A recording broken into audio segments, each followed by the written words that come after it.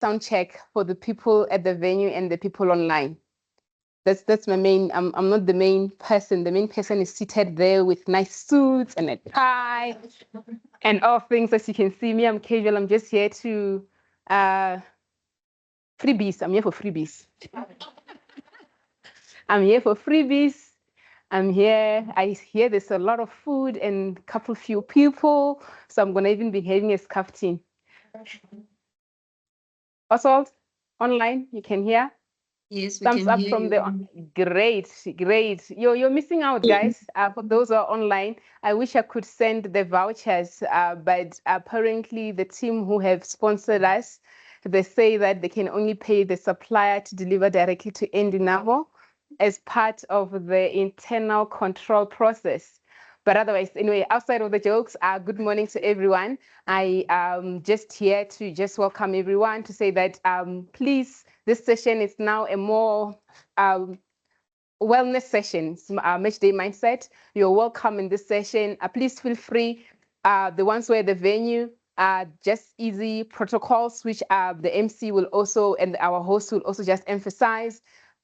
If you need to speak, raise your hand. Either you're online or you're at the venue, raise your hand. Allow the speaker to finish. Let's give each other chances today because it's a match day mindset. I'm gonna also we're gonna have to limit the speaking. You cannot speak for more than 45 seconds. So I'm hoping that you guys will make sure that you package around your questions to make sure that you allow everyone else to also engage. Because if you're gonna speak for 5 minutes, you can imagine that therefore you're eating out on the other next person. This is mainly for the candidates who are when they're asking questions. Please maximum a minute, and this is also part of those 9 competency framework and which Fedian team always teaches you about what do you call it, time management is also part of it. So you guys, you can now quickly articulate yourself as short as you can. It's part of the training so that come also when you're presenting yourself, also with the team, when you have to present during the PRI period, you're as articulate as you can. I remember in one of the sessions during the week, Katleho said that you need to practice before you actually get on the day. So we're doing the practice also today. You're articulating yourself adequately in as concise as you can. So please feel free, enjoy the session. Let's engage. Let's give each other a chance to speak, engage with the speakers. And you know what, for those who are at the venue, or if you want to also engage with the speaker after they have completed, please make sure that it's during the break so that you also make sure that you can still also engage with the speaker who would currently be on the floor. But otherwise, I'm looking forward to also engaging with you, both online and also physically. We'll continue just to engage, but enjoy the session. Thank you so much.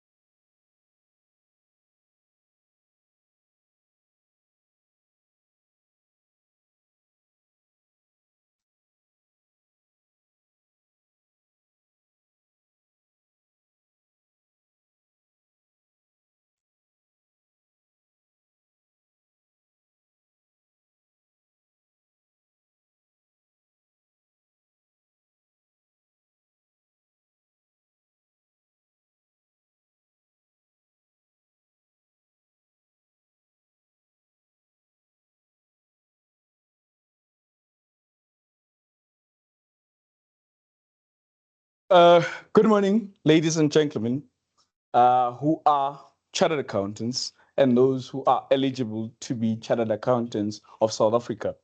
Right? Is it? Yeah. Oh, they're Namibians and hey. Oh, okay.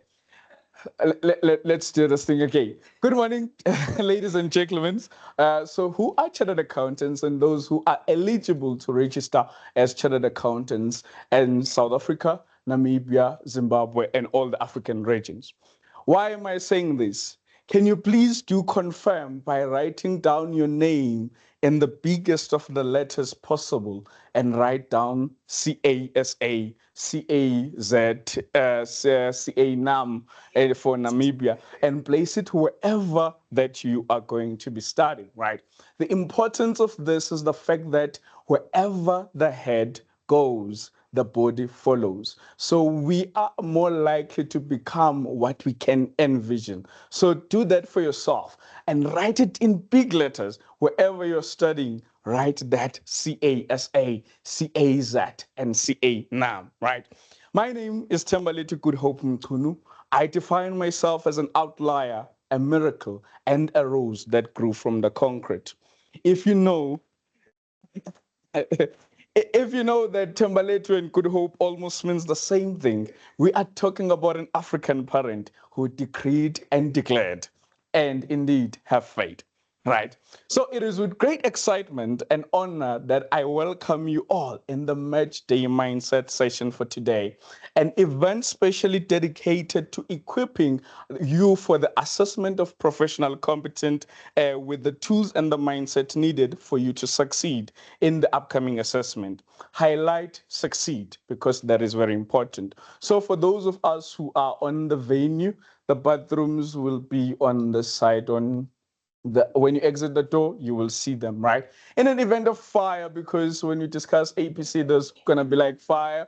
So you exit, there is the evacuation spot, and that is where we met. What are we having today? Today's session is not just about exam preparation, but it's an holistic readiness. We are here to ensure that each one of us feel financially grounded, physically prepared, and mentally resilient as you approach a very critical milestone for your professional journey. One of the things you need to trust me on is that the APC is going to test you holistically, right? So if you're not physically strong, you are not going to be able to succeed. You need to have your four agreements in order. What do I mean by that? You need to be emotionally sane. You need to be financially stable. You need to have your spirituality aligned and also mentally strong.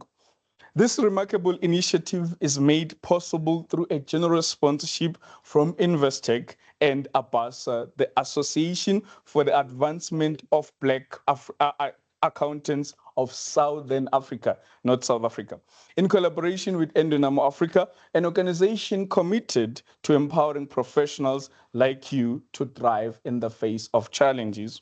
So when we were preparing, somebody said that or there was an assessment where 8 people passed. So yes, you are thriving in the face of challenges.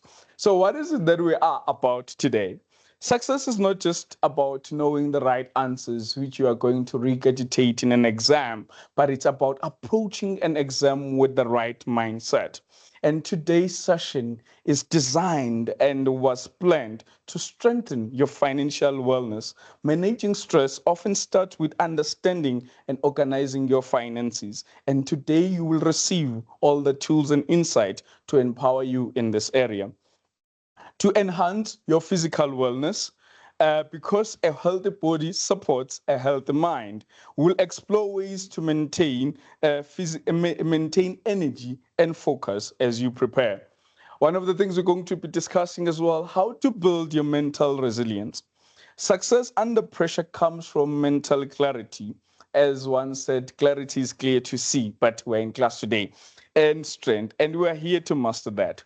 Before we dive in, we would like to acknowledge the following partners. Investec for their commitment to developing future leaders through innovative financial education and unwavering support of young professionals. Abasa for championing the transformation and development of black accountants in Southern Africa. Your advocacy and resources make journeys like this possible.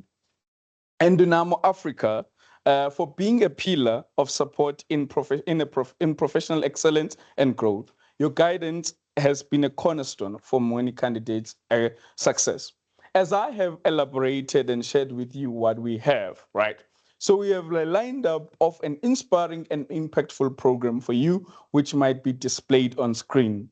You will hear from experts in financial planning, physical health and mental coaching, and leave you with actionable insight to excel not only on your APC exam, but also life beyond the boardroom, right?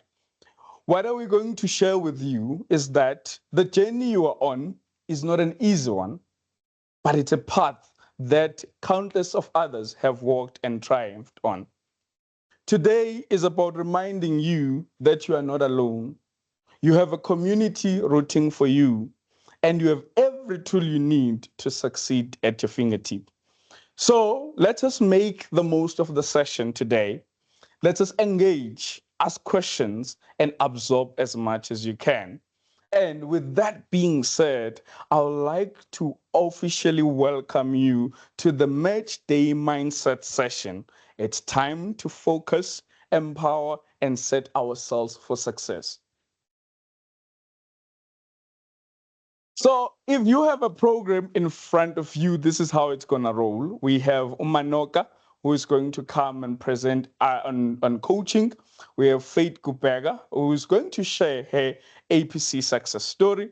Then we will have Upiwe Lufelo, who is going to be sharing more about the mental wellness and preparing your mental mindset, right? Then we're going to go to break and we will proceed with the program.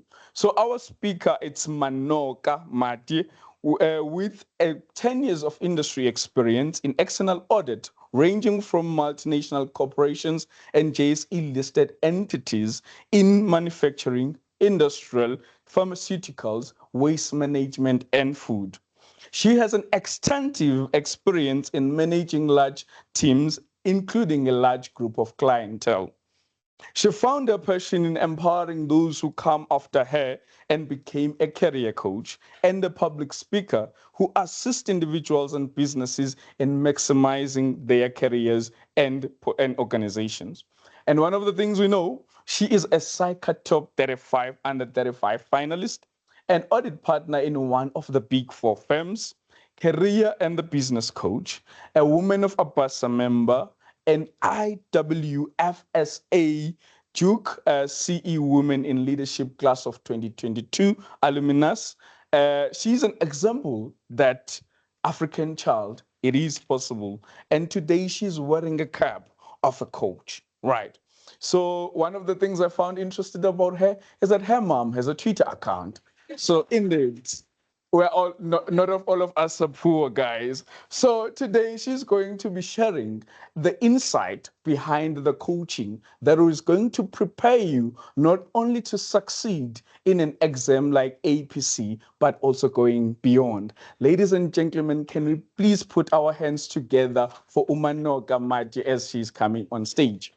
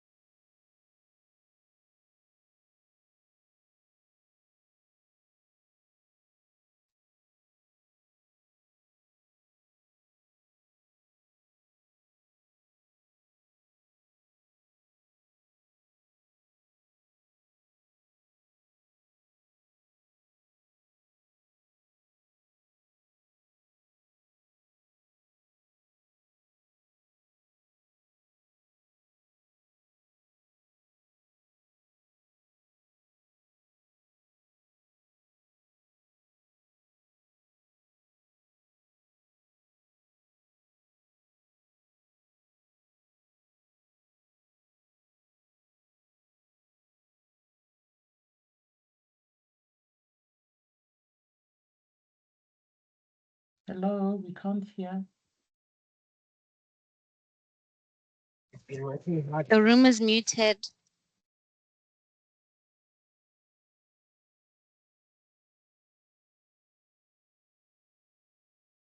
There's Epson right now.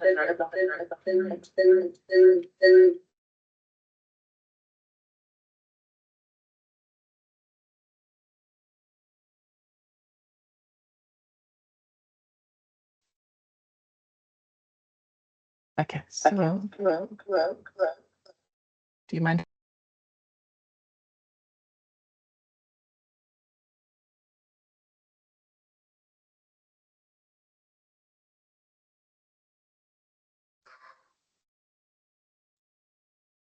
It's 3.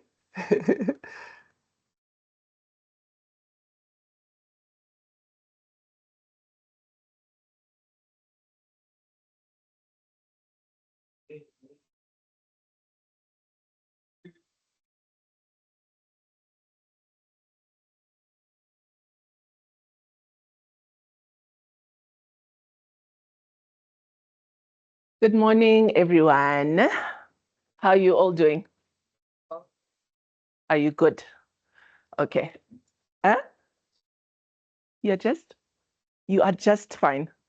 Okay. Is that a negative or a positive?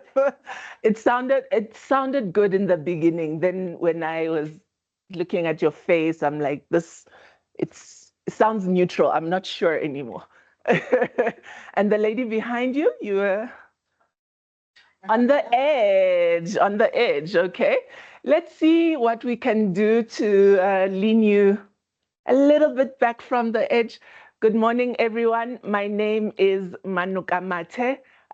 It is an absolute privilege to be standing here today with you guys.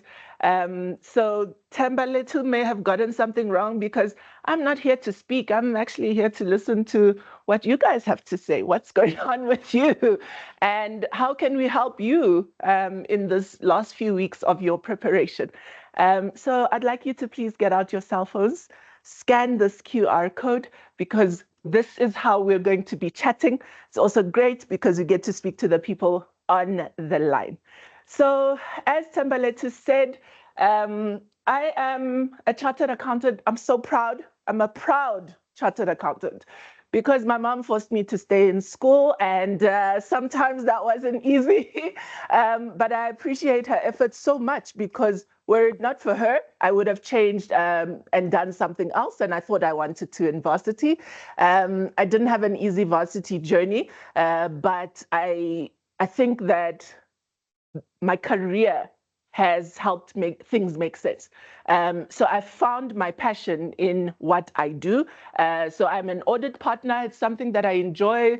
I'm not too bad at it, but I'm extremely passionate about coaching and about developing people. And I've known that for at least the past decade. So I've been lucky that people have let me explore that passion at work and say, mentor these people, coach these people. And that is why I find myself with you guys here today.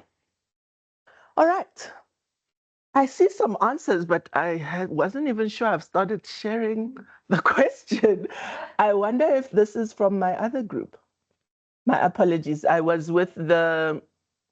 No, it's definitely you guys. Okay. Guys, Liring, who's talking to us before we started? I don't know. Presented with no context. All right, so we're gonna go into the first question. I thought I would share a little bit about myself because I want you guys to understand that when we stand here, we are humans first with a lot of background, a lot of baggage, been through so much, not here because of any sort of perfection. How are you feeling or doing? Hilarious. Okay, that one may require explanation. Excited.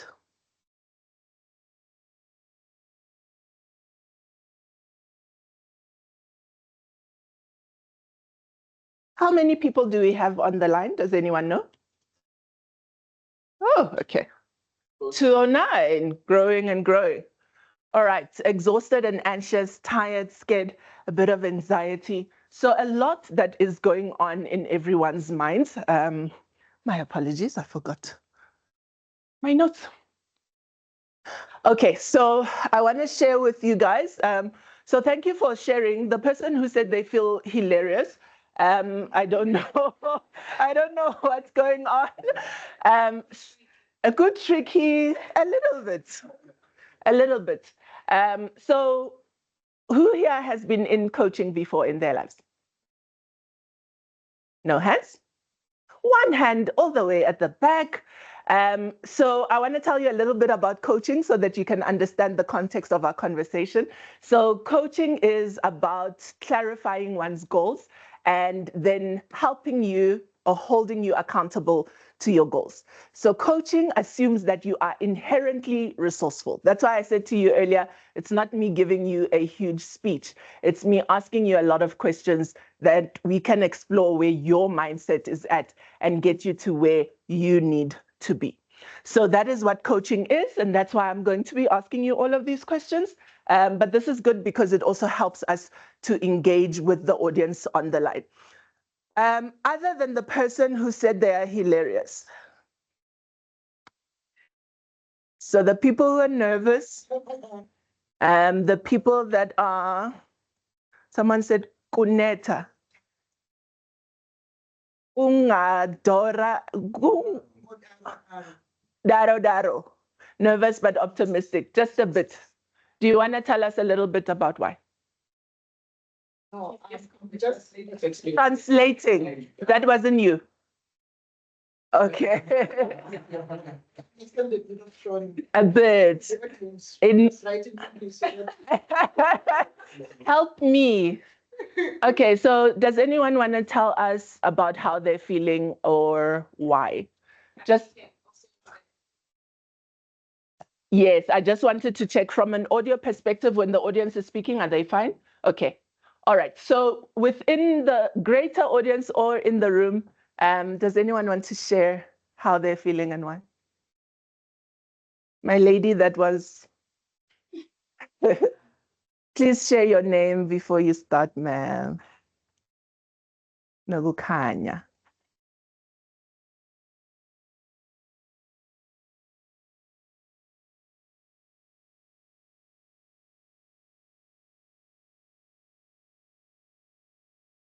Before the pre-release is released. So I'm just thinking, we are almost there. And I don't know how to handle my emotions during this time whilst I'm waiting for the pre-release.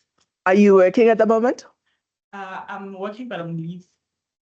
You're on leave? Yes. Okay, so you're not working. Yeah. You are better than a lot of people already because other people are still working. Okay, so you've got a week and you're not working, so you should be relaxing. Do you know what you do to help you when you are feeling overwhelmed or anxious? I usually just take a walk or listen to music. Yeah, such things. Okay, are you doing that? I do, but it seems to not be working. Okay, are you walking long enough? Ha! I don't know. I get it. You could be walking 10 It minutes. depends. It depends. I don't know. I'm not sure. Thank you for sharing that. So today, I want to share a small story with you guys about what I want us to chat about. So who knows what big match temperament is? There you go, sir. Do you mind telling us what it is? BMT. That's the one. Is it on? That's my day. Road. Good morning, colleagues. Listen, Shamtiane. Essentially, BMT is, and I'll use an analogy. In my head, I always think of Paul Pogba, footballer. It's basically having the attitude, having the swag, the preparedness, the aura of big moments, when big things happen and you're called upon, you're able to respond and to respond accordingly, actually, such that you can, even if I take it a bit further, you make it look easy, but yeah, BMT is the ability to handle big moments. stand up and take the session, or because it sounds like it sounds like you know what's up. I love the words that you used. I think it's funny that you like it's a certain swag or an aura. So knowing that you are going to kill whatever you're doing. I also love that you used a sports person as your example, because that is actually the biggest example of big match temperament that you will ever see. Last week, I went to the cricket pro. I think it is called the T20. I don't know. We have fun. I went there with. Yeah. Yeah, he's a bit cutesy. It was not bad. We bumped into a friend of mine. So my friend is like, how, Manuka? No, we're here to enjoy the T20. He's like, do you even understand how the scores work? What's the one part in front of my person who thinks I like cricket? But anyway, what do we know about the Proteas? You'll hear so many times say the Proteas choked. The Proteas choked. It's not that they're a bad team. And they choked last week as well. India thrashed us. I'm so sorry. We have to cut this short. It was really bad. We were getting our asses handed to us.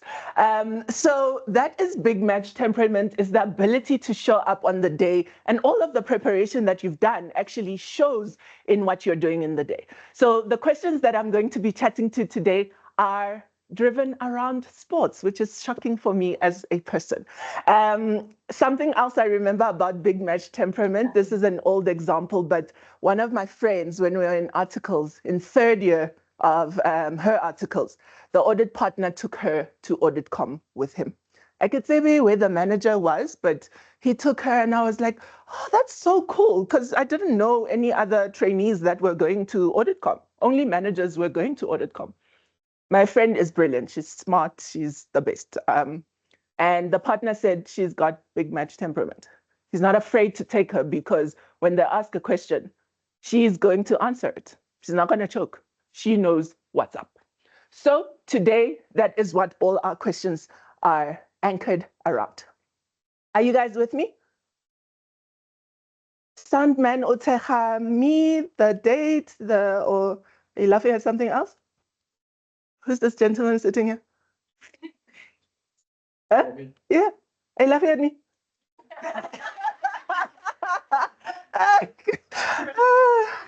The pressure. What pressure? So what are the similarities between preparing for a big exam and preparing for a big sports match? Okay, so before you steal, guys, please remember we're on our cell phones getting the answers in. So it's easier for me to see practicing anonymous. But maybe Oswald can give someone online the chance to answer. Oh, Oswald is who was laughing at me earlier. Oswald, do we have any hands on the line? Not yet. Guys on the line, are you guys awake? Please, can you show us your thumbs up on Teams?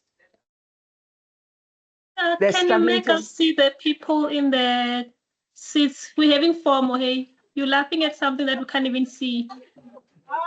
Okay. Who's that, Oswald? Thank you. Okay. Shumiki, is she your classmate? She wants to see what's going on. Shumi, how are you doing? I'm doing great, thank you. Madam, do you mind telling us some similarities for preparing for a big exam and preparing for a big sports match?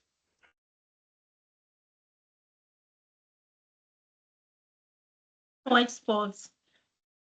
You don't watch sports, you're just like me, but if I could tell you, Shumi, I looked my friend dead in the eye and I asked him, what are you talking about? And that is big match temperament. He was not going to embarrass me, Pilaravath. I'm so sorry. So I don't know what an over and under is. How many balls? 64 not out. What do all these things mean? But I know that Usain Bolt can run that 100 meters very, very fast. Okay, Ere, you wanted to share something. No, I was saying that I'm gonna steal from the session you just had with the ITC guy. Okay. IAC guy. IAC. Yes, IAC guys, to say that, and I think similarly to the candidates who are writing APC, is to say that you prepare for a sport match for a longer period of time, but Usain Bolt would prepare to run that 100 meters in 10 seconds for more than 10 weeks, but he only has 10 seconds to match it up. And similarly to APC, you have had to prepare for the entire year to get the certificate and prepare even for the next year if the previous APC didn't go well, but you only have 8 hours to show your Thank you for sharing. Maybe the appropriate audience needs to respond. They need to respond. You're right, okay, ma'am. I can respond on that one, Manoko. Yeah. Who's there? It's Shimani. I'm back. Oh, you're back. Show me. Yes. Okay. I'm a runner, ne? Yes. Run. So when I prepare for my marathon, I've got a bit of how many runs I must do, at what pace, and so on. So I know that on the day that I do my marathon or my half marathon, I'm ready. So I feel like the same thing as preparing for APC case studies. Ensure that you study, and then on the day you are ready. But there are things that you do in between before you go run that marathon. You need to learn to refuel, learn to see at what kilometers do you drink water, when do you rest, and so on. So it's the same thing as preparing for APC. Shumi, you just wanted to embarrass me earlier because you're a runner, you're a sportswoman. So when you say, I don't know anything about sports, ma'am, what did you mean? Shumi wanted to hurt me. You put me on a spot there. I didn't want to answer. All right, no problem. Shumi, thank you so much for sharing. So preparation, I think most of your answers were talking about preparation. I want us to talk for 2 minutes about one concept, self-limiting beliefs. Do not turn the microphone. By a show of hands in this room, who believes they will be successful in this sitting?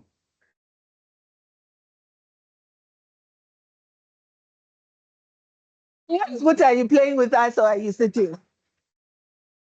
Are you sitting there, exact? Temba? Successful in life? No. I'll repeat the question. For those that are sitting, writing, writing the examination. By a show of hands, please raise your hand if you believe you'll be successful. Okay, thank you. Please raise your hand. Do not turn the camera. Please raise your hand if you're not sure you'll be successful. Okay. Thank you for your honesty. I cannot see in the chat who's up or who's down, but that's the reality. Is not everyone 100% knows they're going to make it. There are people who are on the fence, or even people who say, I will not make it. It's not even in between.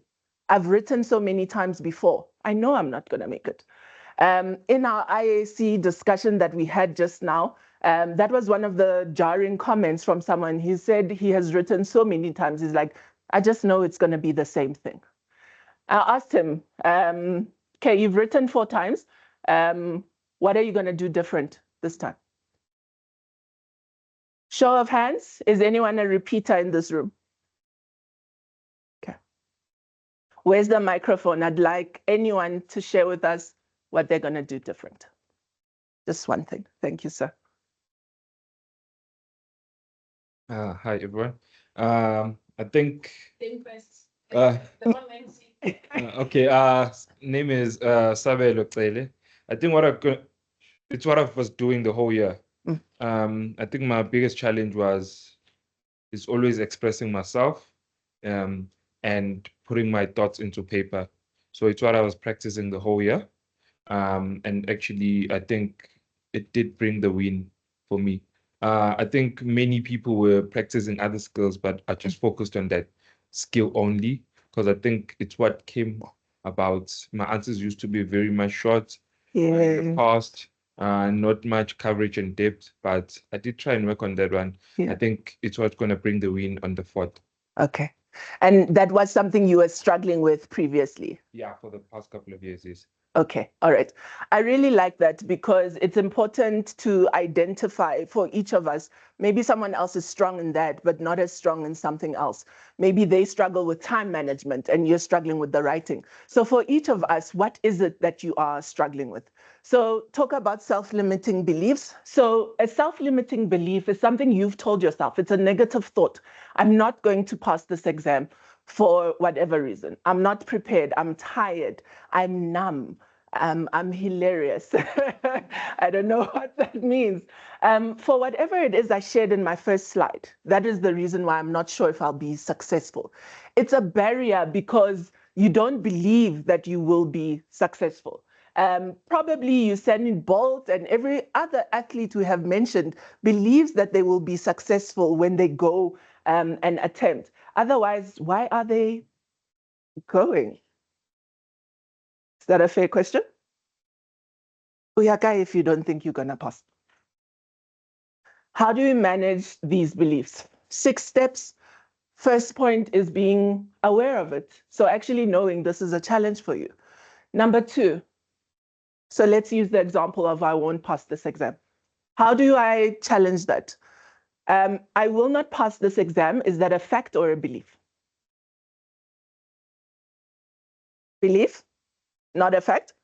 Okay, so if I say I won't pass this exam because I failed the last 4, fact or belief? It's a mix of both. Mix of both. Tell us more. Thank you, ma'am. Timbaleti here. So it's a mix of both because one, the fact that you have not been successful in the past remains a fact. It's an event that has occurred. Correct. It's supported by verifiable evidence, right?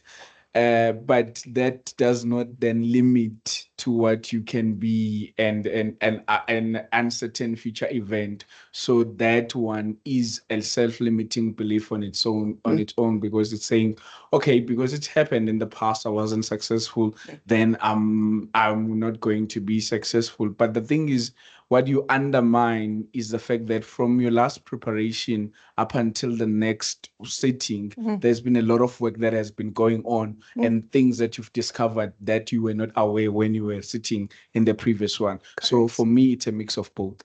Thank you. You're such an auditor because that answer came straight from the auditing standards, evidence. Oh my goodness. So apparently there's evidence that you haven't made it before, but that is not the second part of the conclusion is what is not a fact. So you need to challenge each thought that I have. So every day when I tell myself about this preparation or about the exam, challenge yourself. Is this a fact or a perception? If it's a fact, I'm underprepared. Fact or perception? Fact. Who must fix that? So there are things that are going to be perceptions and you're going to challenge yourself to change your mindset. But the reality is there are things also that are within our control. I'm underprepared. I'm working too much. Therefore, I'm not dedicating time to the exam. You jolla too much.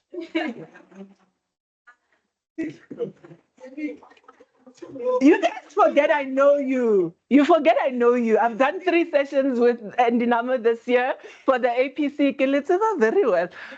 So challenge your thoughts and be realistic. The stuff that's on you, fix that. Positive affirmations.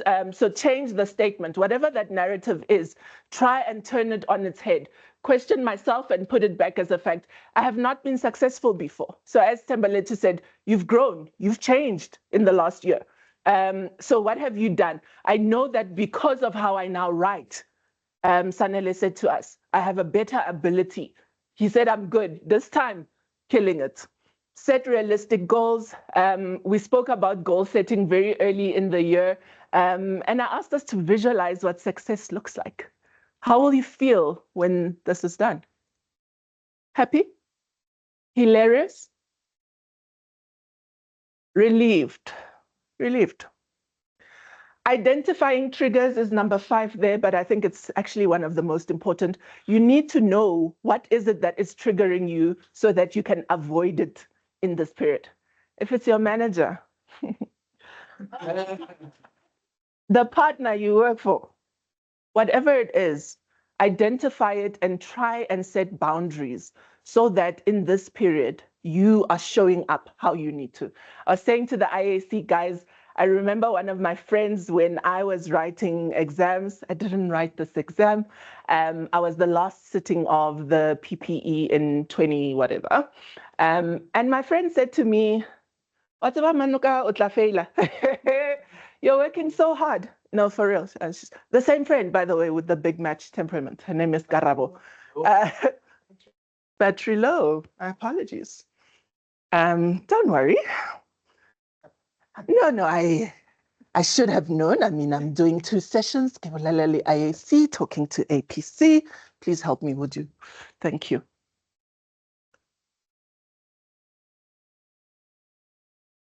So let me shout out my friend. My friend, her name is Karabo. She's a lecturer at the University of Johannesburg.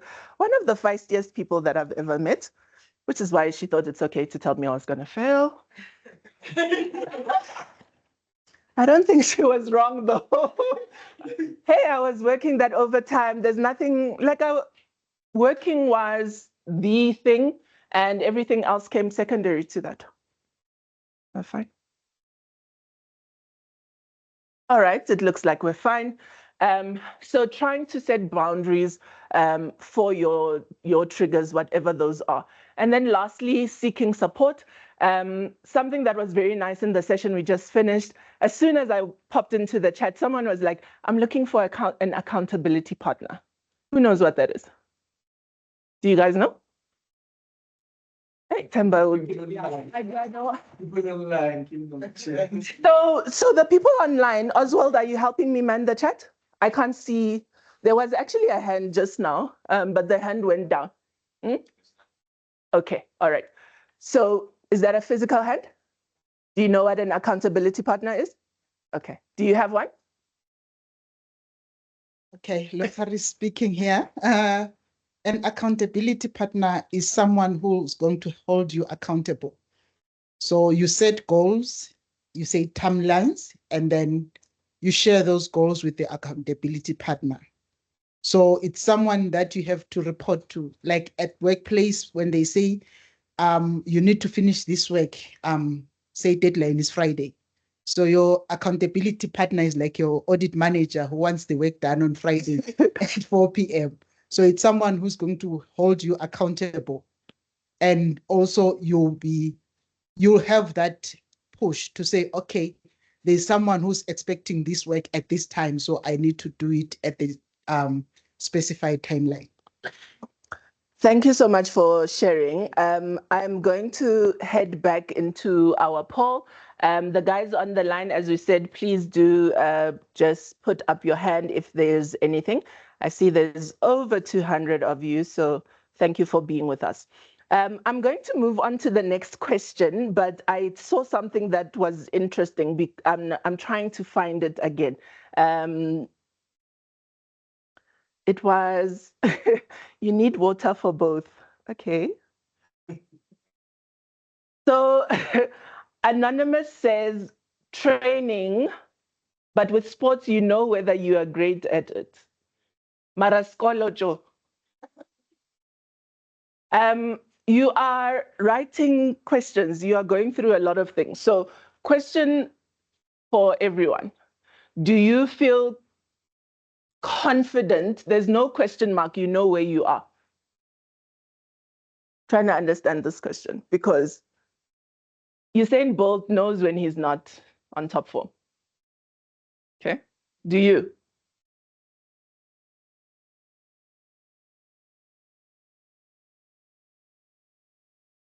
You do. Okay. So to the person that raised this, I want you to question why that is. We know when we are giving less than we should. We know when we're giving all we think we should, but it's not translating. So you're saying the athletes know, but you don't know. And I want to challenge you on that one.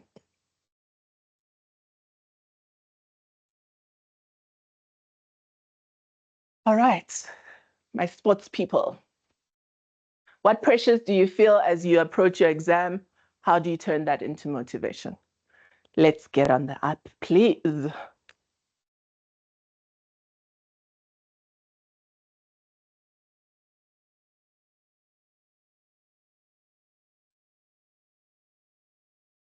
All right, so self-doubt, how do you turn that into motivation?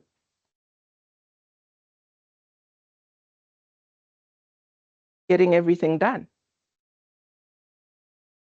Family demands, guys.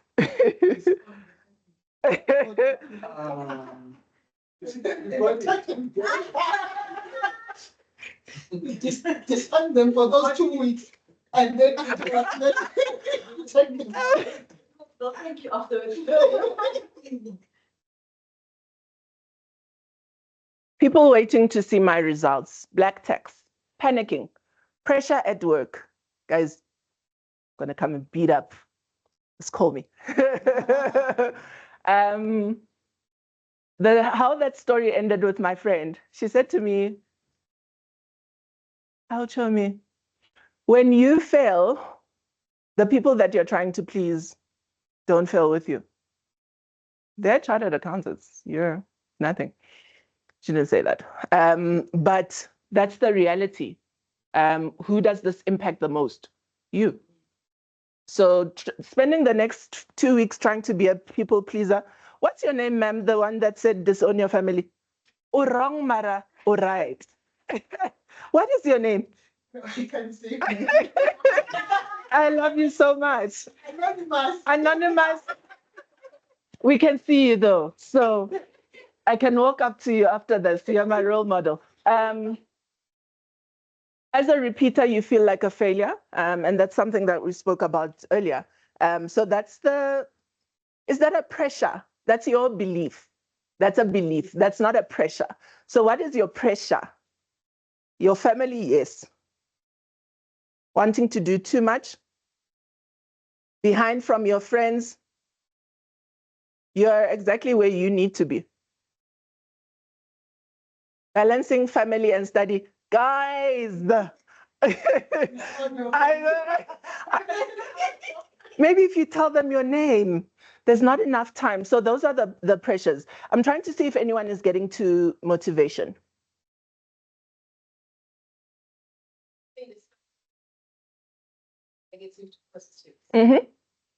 I'm almost at the top. I'll be with you in a moment. Just keep praying.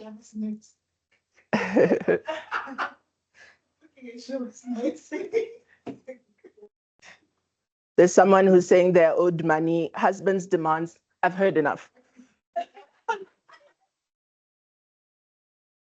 This is what I told you. I know you guys. List note. Guys, how long have you been preparing for this exam?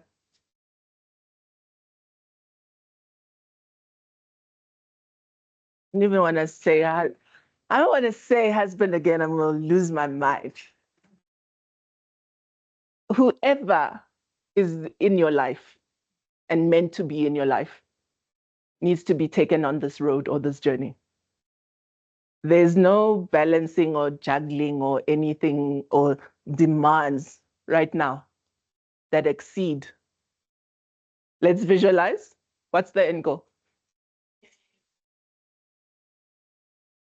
Husbands come and go, but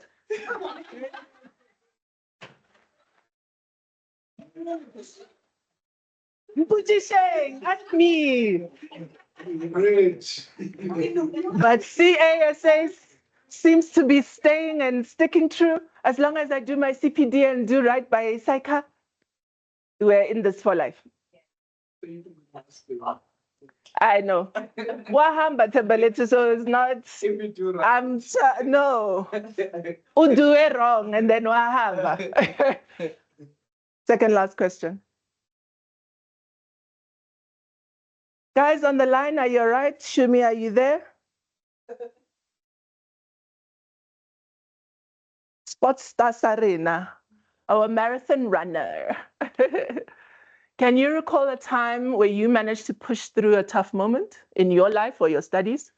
How does that help you build resilience?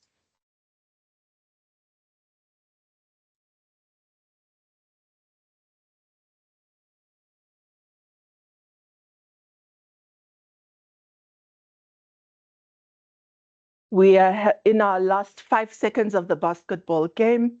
To my hosts, Ererwani, apologies for running over. It's because they talk about other things that just get me going. They know how to get me going.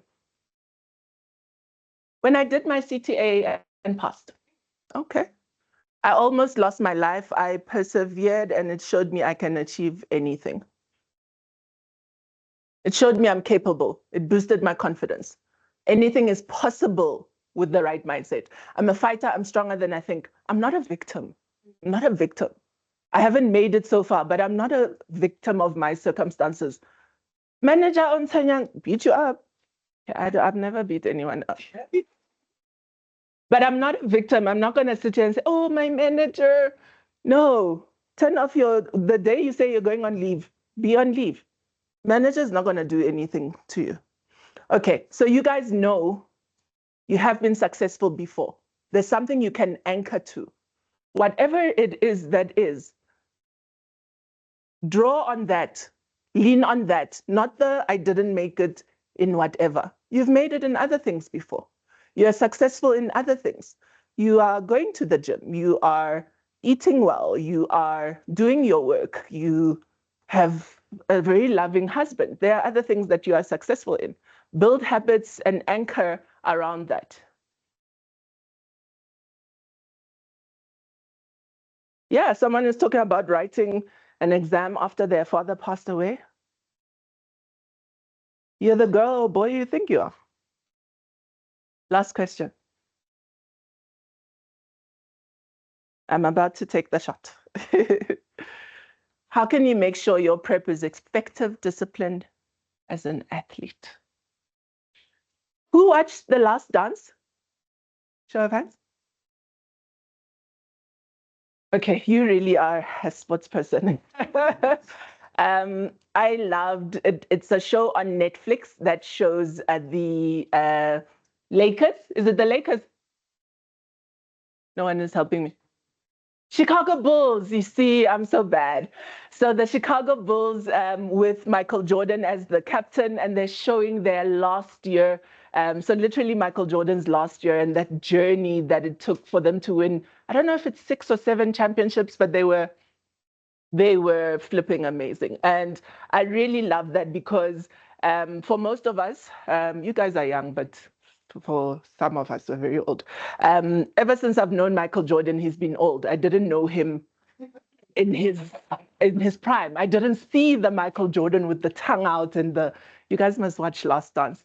When you're taking a break from school, watch that one. I think it'll help you to get BMT. Keeping your eye on the prize, dopamine from preparation. I like that. A timetable, staying off social media. There's nothing they're going to say to you on Twitter that's going to help you. You know what? Put on your blinkers. Even when your mind is telling you that your body is tired, refuel. So don't quit. Take a break and restart. Take a break and restart. I'd like one person, please, as we close, to tell us how they're feeling.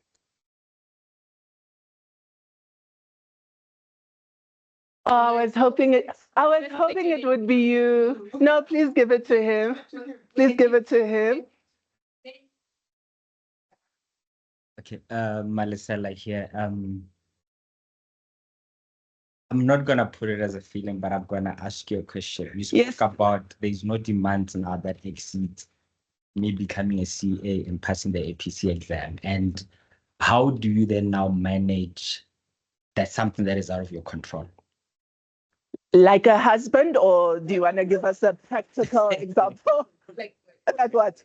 So practical example now is that I just came from the hospital, my son is admitted. And Okay. that fear of having to see him still be there during the preparation period and also not knowing then how am I gonna manage it? It's freaking me out. I'm so sorry to hear that, and thank you for sharing that with us. Do you have family and friends who support you? Yes. How much more can they do in this period while you are focusing on this? They can do enough, but I think more than anything as a father and knowing and understanding my son's needs and what is expected of me, it's almost making me now to how am I gonna balance it? So thank you for your question. What I shared earlier was not to be unkind. Life will happen. The person who said my father passed away, that's the reality. You can't control all of these things. Thankfully, she was able to go through the process and be successful. And that's the reality. But you guys, I'm looking at all of you. I said you're young, but you're all adults. You're able to discern what is important and what is not. Your family is important. If that is, the mother of your child, you're going to step out and you will answer. There are other things maybe that would be lower down on that list. But I think absolutely you are human first. All that you can do is ask for people to support more so that you also have a bit of room to be able to maneuver. But the reality is family comes first. Your son comes first, and you will juggle and manage as you need to.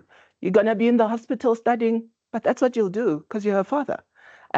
We wish you all of the best. And as I said, I didn't mean to be unkind in my commentary earlier. I know and understand life is happening to all of us. Wish you all the best. All right. Short. 45 seconds. Make the shot. Make the shot. Name. No, I think Kiliserisha. I think I'll let Silas have had the last say. And I think you touched it perfectly. Yeah, man, you be a father and everything does happen for a reason. Most probably now is your season to dig deep and be there for your kid. And the exam will surprise you. A lot of the preparation was done throughout the year. Yeah. And you sit there, you open the exam, and it doesn't look easy. It looks like a question you've done, and then you're glad you're there for your son, but then you're also able to now really zone in and answer what you need to. Yeah. Thank you so much for that. I think having a support structure. Yeah. As long as Are there hands, Oswald? Okay. Utilize that support structure. Because sometimes we want to do it all when we have got the support structure. Correct. So if there's a support structure that can give you maybe at least 6 hours of study during the pre-release, utilize that support structure because it is there to help you out, not there to outshine you as a father. So don't try to say, okay, I'm Superman, I have to outshine everyone. As long as you've got the support structure, people supporting you, allow them to assist you during that time. Because those are conditions that are beyond your control. Even though you are Superman, there's nothing that you can do about how things are progressing and all. So just allow the support structure to assist you. If you've got a good support structure, you're going to make it. You need to continue to be strong. And at the end of the day, you're going to be someone who's going to be telling others, I had this challenge, but I had this support structure and I made it at the end of the day. Thank you. Thank you so, so much. So I've put my number on the screen. So that's a QR code. Please scan that. You are welcome to message me.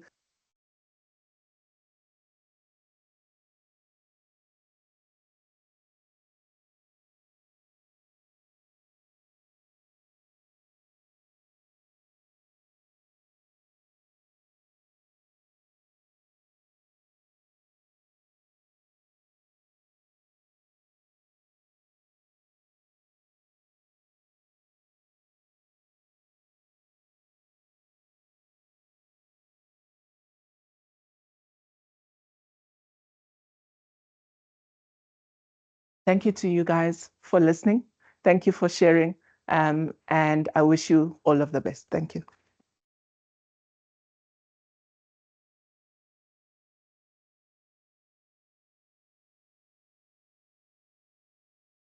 King, you were not joking. Do you mind unplugging me?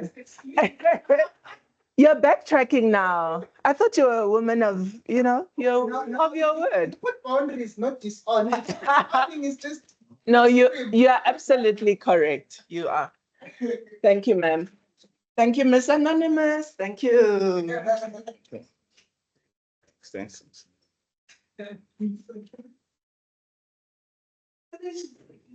Go like this. I will tell you. You can tell me through. I will tell you, don't worry. I'm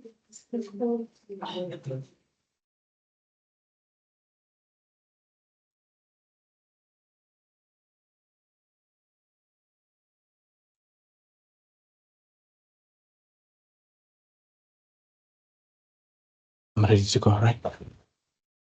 Thank you so much to Manoka for a very insightful way of getting us to talk. To Malisela, right?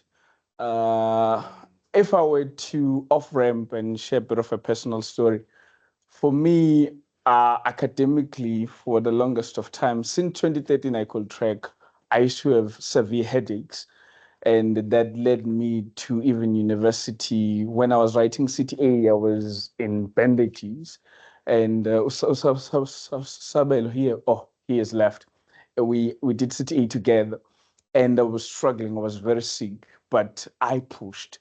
And on the day or leading to the APC, the worst can happen is you getting sick. I was very numb. I couldn't feel my body and so forth. But I took one picture next to my window and I said, this is the last day I'm ever going to be in Kunutembalet. When I come out of Galaga, I'll be in Kunutembalet to CASA. Come hell or high waters. Then I went into the exam as I was. And guess what? When I came back healed. I came back a different timber.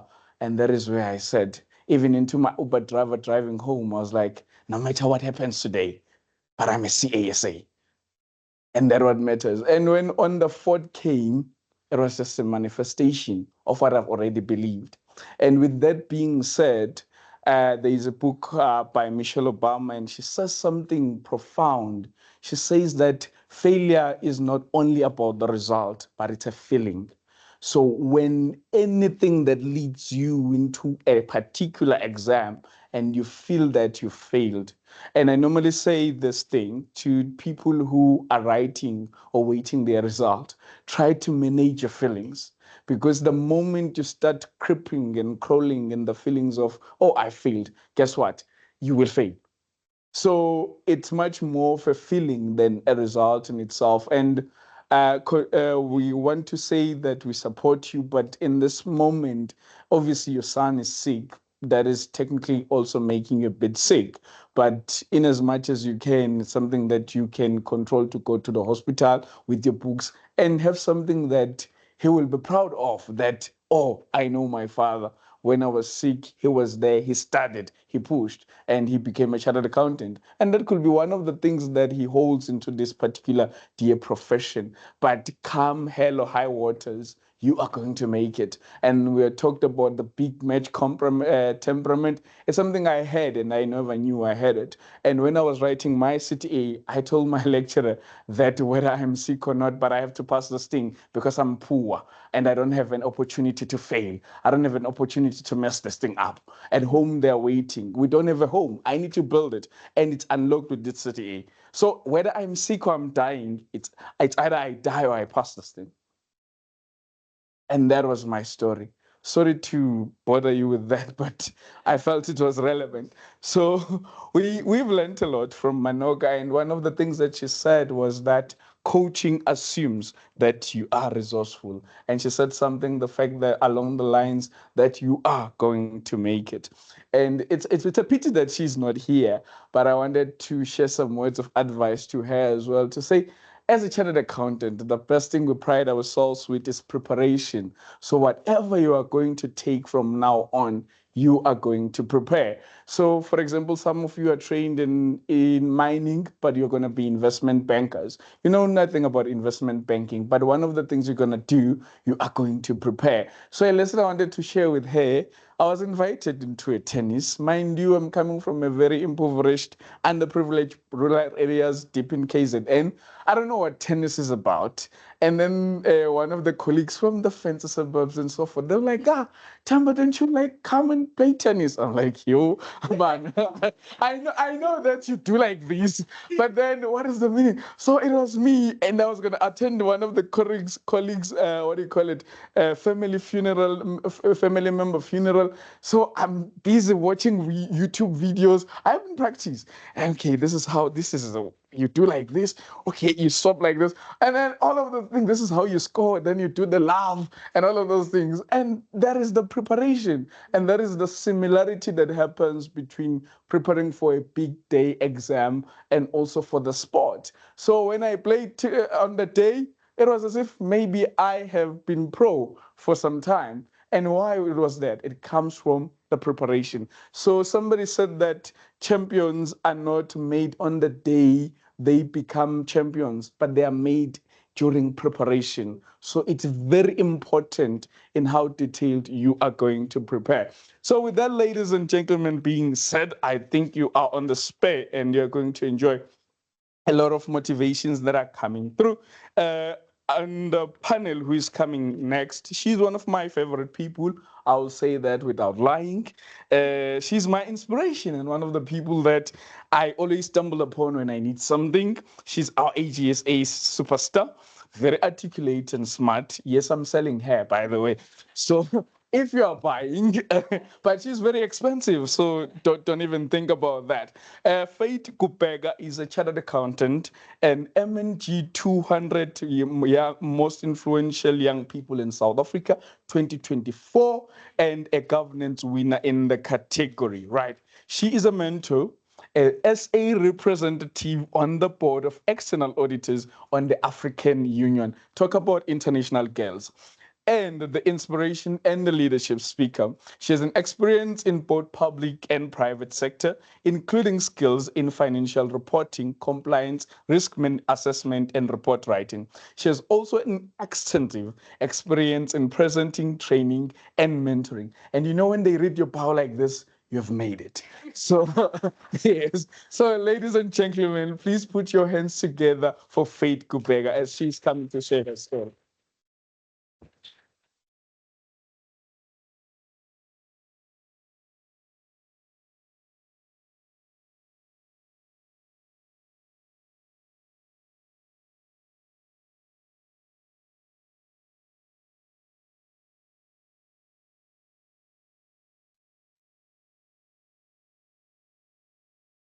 We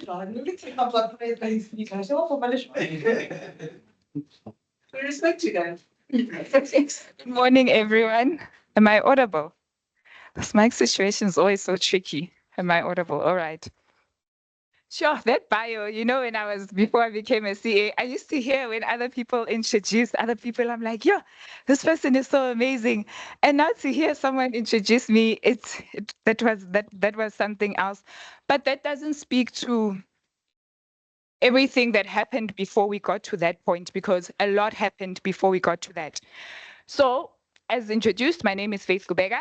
I'm going to be doing two things with you guys this morning. I'm going to be, one, introducing myself, giving you guys a background as to what Timbaletu said. So there's a whole story behind how we got there. So I'm hoping it will inspire you guys as you go into the final exam.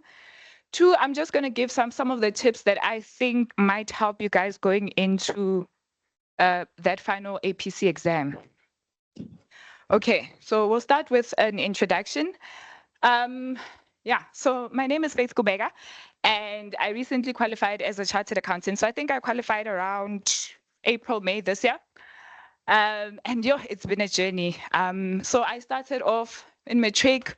We decided we are doing the CA thing, yes, but things weren't looking so great. So I had to go fix up my maths, try to fix the maths. The maths didn't match, so still wasn't fixed. So I decided, okay, we are agile. What else can we do? We decided we're going to do BCom and we'll figure the rest out as we go.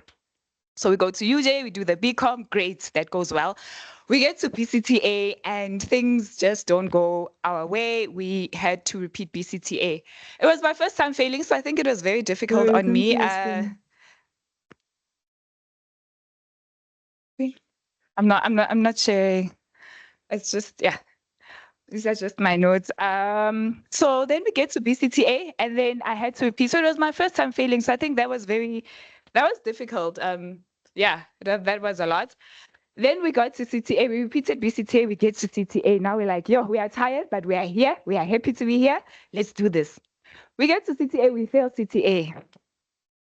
But now we're like, we know failing. So we're like, we're going to continue. We fail CTA, we repeat it, and then we pass it eventually.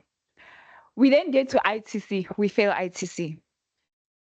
At that point, I actually was tired. I think my family was also tired because they didn't understand. They just saw me going through so much, emotionally, in every way. They just saw me going through so much and they didn't understand because they saw me that I was studying. They saw that I was putting in the hours. They saw everything and they just didn't understand why am I struggling so much. Nonetheless, everyone was supportive. So I was like, all right, we repeat ITC. So we went back, we repeated ITC. And then finally we get to APC. After all those, we get to APC. And when we get to APC, I'm not sure what happened with APC, but for some reason, I found it like things worked a little bit better for me during the APC period and the APC year. I found it a little bit better and did relatively really well from the first test up until I passed the last exam. So that was actually the first time I just did something and didn't have to repeat it. So that journey took me a number of years. It took a lot of repeating and really challenging myself and asking myself, why was I really, really doing this? But it also took a lot of support. When we spoke up earlier, trying to encourage you, we spoke about a support structure. We spoke about people who take on some of the responsibilities that we normally would take so that you can study. And reflecting back on my journey, every time I failed, I remember how everyone stepped in, my siblings stepped in, my parents, everyone just stepped in. What can we do for you? How can we help you? Just to make sure that you pass this thing. So it's very important that you do have that support structure and make use of it. If you can really make use of the people who are there to support you. But also, I just want to tell you guys that each of our journeys are so different. That's just my journey. And now, as Utemaletu was saying all these things, that I'm on the Million Guardian, that I'm this, I would have never thought those things when I was failing. And some of my colleagues or some of the people I was studying with, they passed it first time. Everyone's just different. Our journeys are different. So you look at someone else and you're like, what's wrong with me? Am I not good enough? Do I not know what I'm doing? Am I doing something wrong? But at the same time, you're putting in the work. So I would advise that focus on your journey. Yours is going to be different to mine and everyone else's, but you need to focus on your journey, however it looks. You might repeat 3 times. I don't know what your story is, but focus on it. Don't look at another person and say their journey is this. Just focus on your own journey and get to the end. Then I'm going to speak about the importance. I think this was covered very well earlier on, the importance of mindset. If you listen to some of the things we spoke about this morning, it was not so much about technical. It was about the mind. Now, because I had failed so many times, in my mind, I told myself that, vele, the norm is that, the norm is that. And then it moved from like a belief, it became a fact because I really believed it. I believe that every time I do something, I'm going to first fail, I'll keep failing and so forth. So what you need to do is you need to challenge that mindset. You need to work on your mind during the next week or so. You really need to work on your mind. If it means you need to get off social media because you get to see so many things on social media that also have an impact on you, get off social media. She mentioned, find out what triggers you. Find out what triggers you and try to separate yourself from those certain things. You can't eliminate yourself, obviously, completely. You can't isolate yourself completely. But find out what are some of the things that do trigger you that you can remove, during this time so that at least you are in a good mindset. So yeah, I touched on mindset. So work on the mindset. Make sure that you're in a positive space, right? Try to be in a positive space because life is also happening. So try and balance that. Then planning and reflection. We mentioned that, when we do a sports event, all we see is this person who's now on the track and they're running and they win. we don't see that the preparation that went into that entire process was the whole year. So as you go into this exam, you need to remember that the preparation now, yeah, it's just touch-ups. The preparation went in the whole year. You have been working towards this exam. You are ready. Now you're going to head into that track and you're going to run. But that's all we're going to see. But you are already prepared. You have been preparing the whole year. So trust yourself. Go back and reflect on some of the things you did during the year. Like I spent a lot of time reflecting. I had to reflect a lot. What am I doing? Like some of the things, let's get practical. I would go to a paper and say, I used to write a lot. I talk a lot and I write a lot. So my answer, let's say a question, right? It will be like 3 pages. So when I reflected, one of my reflection points was that I write too much. So part of my process was, how do I say something but say it in a more concise manner so that when someone marks my scripts, they still get what I'm saying, but it's not like a big paragraph. Maybe it's like 2 lines and a bullet point. So one of my reflection points was, Faith, we need to start putting bullet points, right? We're not going to write like big paragraphs, and we're going to shorten our paragraphs, and we're going to try to make sure that our script is more concise. So I would go back, redo a question maybe that I did that I felt like I really could have maybe made it shorter, and I'll just try and see if I could make it look better, like structure it better, put bullet points, make my paragraphs shorter. So that's what I was doing. I was just basically reflecting on some of the things I noticed were not my strengths, but that would be different for you. So you would have to go back to your own notes that you made during the year and see, what was I struggling with? But also, what was I good at, so that you bring that in. Simple, low-hanging fruits, like I would put in my book. Remember, if it's a text question, to say that, please consult a text professional if you need further guidance, something like that. Those are the easy and low-hanging fruits that you need to remind yourself. So during this time, I was just reflecting on some of the things I needed to work on. So reflect and see what it is you need to work on. During the 5-day period, groups are so important, guys. We need people to help us to see our, blind spots, right? But you cannot over-rely on your group. If there's one thing you can take from this talk, is that you need to do work on every trigger, absolutely every trigger. So anything that is in your file you must have gone through yourself. Anything that's in your file, you must have touched, you must have gone through, because if it's in your file and someone else did it, for someone like, Faith is strong in tax, so we'll rely on Faith to do tax. Me, I'm strong in accounting, so no. As a chartered accountant, we are expected to be well-rounded. We can't say, I'm strong in this. We are well-rounded individuals in the market. Therefore, you need to make sure that you touch everything. You will touch your accounting, you will touch your tax, you will do your own work. You will then use your group to maybe just check your blind spots. I wanted to also speak to, there was this other APC, I can't remember which year, and it was about revenue, IFRS 15. And the people in the group were arguing that it's 3 performance obligations, and others were saying it's 4. And now everyone was like, I don't know. You as a CA need to have an opinion. If you say it's 3, you're going to write and substantiate why you say it's 3, and you conclude on 3. You move on with your life. If based on your own opinion, your group members say it's 3, but you believe it's 4, right? You go with 4. Document based on 4 and conclude on your 4. Remember, they look at your evidence. What did you say? So you can't write about 3, then you remember, but my group member said it's 3, and you conclude on 3, but your test, your response on top there speaks about 4, but you start to doubt yourself. Now you move. No, don't doubt yourself. If you believe it's 4, go with 4, and just put your documentation there. So I just wanted to speak about that, because sometimes in groups we find that we all want to agree on things, but sometimes you will be like, no, man, according to me, this should be this. So if that's the case, you feel like you don't entirely agree with the group in terms of the opinion, that's fine. Do your own research, write about that, and then conclude. So don't pick one and go with that and conclude based on that. Then if you can print in between, I think it's good to print. I try to print in between, but if you can't, because I find that if you print at the end, sometimes it also just gets a little bit hectic. And then summarize your information. I already touched on this. Whatever makes its way into your file needs to be summarized. We can't, like a 7-page article is not going to help us in the exam, because we don't have time to go through a 7-pager in the exam. There's no time. So what you do is you're going to take that article, whatever it is that you feel is useful, and summarize it. So what summarizing does is it helps us to it forces you to go through the work yourself, because if you have to summarize it, you have to read it. So that's one of the ways I made sure that I went through everything. I made sure everything was in bullet points. So everything that was in my file was very summarized. I had a very small file. Everything was in bullet points. This helped me so that when I needed something, it was easy to find, and I could just find it, and it saved me time. So make sure that you summarize your information. And then on the day, Integration, guys. We are CAs, we are agile, right? Things are changing so quickly these days. Today, this is the truth. Tomorrow, it's something else, and that's also you need to see that in the exam as well. If you see new information, make sure that you integrate it with the information that you had in your pre-release. So don't force information into your script. Make sure that you integrate whatever is there, integrated. Don't force things into your script that shouldn't be there because you prepared for it. Let it go. It's okay. Okay. Let it go.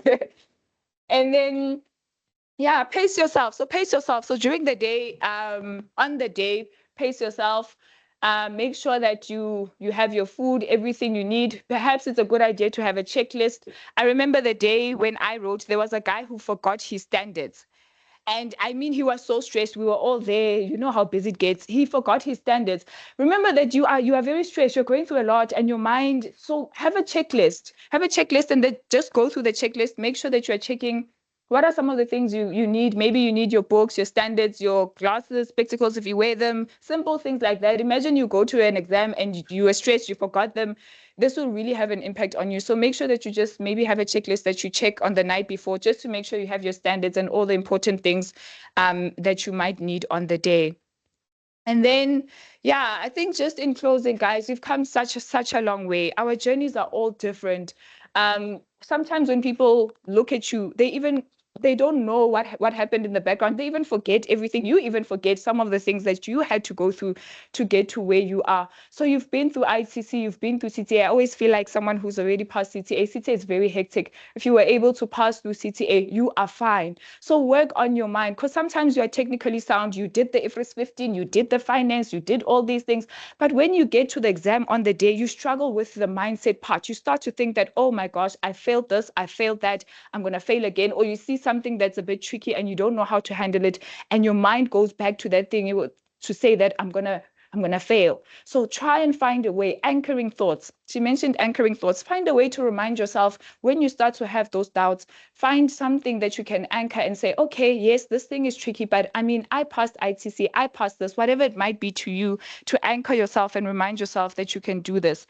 And then also in closing, I also just, it's good to have a spiritual practice and a support structure right now. Sometimes we do things, but the timing is not right. Certain things we don't even understand. So it's also good just to have a spiritual practice, whatever that might be, and a good support structure so that you're not trying to hold all the weight of everything, trying to control everything. We can't control everything. Also, just take care of yourself. Hydrate, sleep. The day before pre-release.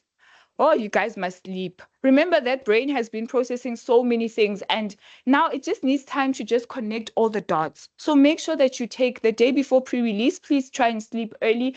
I used to love making a home-cooked meal. It made me feel good and safe, so I would just do that and then rest up. And the day before the exam as well, make sure that you finish off early, because you don't want to crash on the day. It's an 8-hour exam. It is long. So pace yourself well. Make sure that you finish off everything a little bit earlier and rest so that your body can sit for 8 hours. One other thing I would say in closing, if you can align your study patterns to the patterns on the day. So you guys write from 8 to 4, 5 there.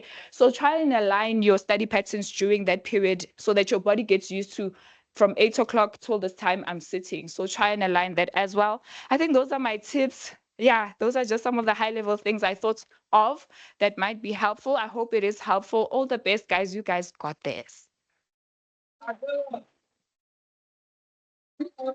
Okay, step off. One question from online and one from the floor.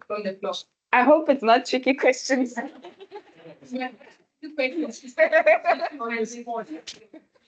All right.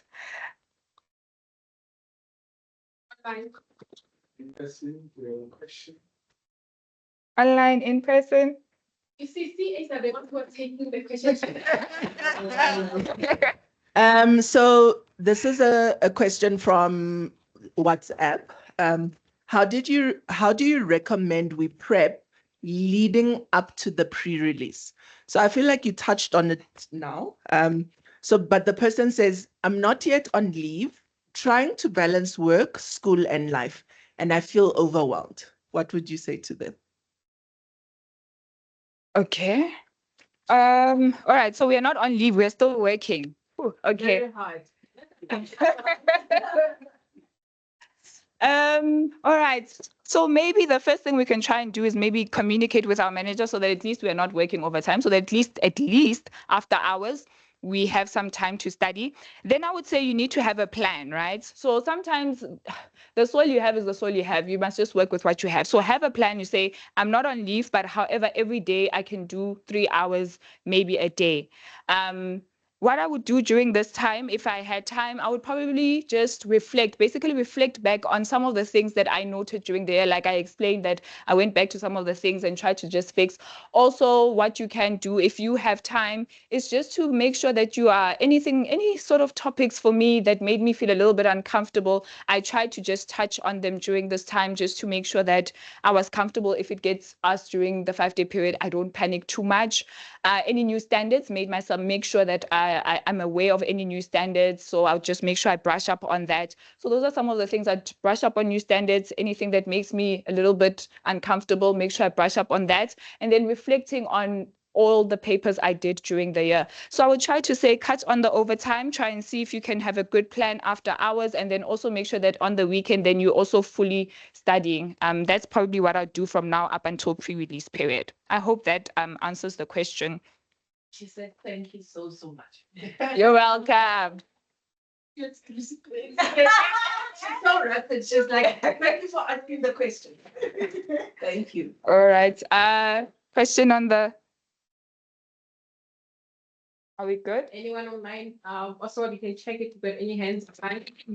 I've tried to ask the questions, but I think they've been triggered by something different to people online. All right. So we're good? Oh, this one question. Maybe also you can. Okay, maybe let me put it out.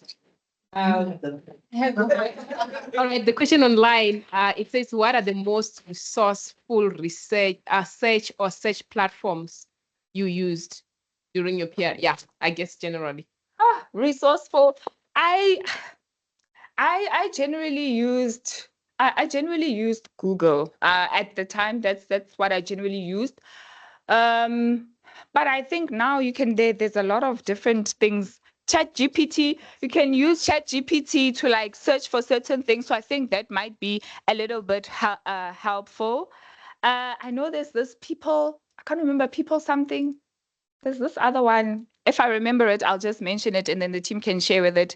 There was this other site as well that at the time I think people used to use. But for now, I think, yeah, I generally used to use Google. And then now I think also ChatGPT would be very useful in terms of researching, telling you where to look. I think also with ChatGPT, you just need to also ask the right questions. So the focus is you need to be concise in terms of what you need and then specific, and then it gives you the proper results. Yeah. I hope that helps. Yeah. Is there anything else? Yes. Who's who? That's the comment that the industry, what there are some who were able to access it. That is helpful. One last question so that I still remain in time. No.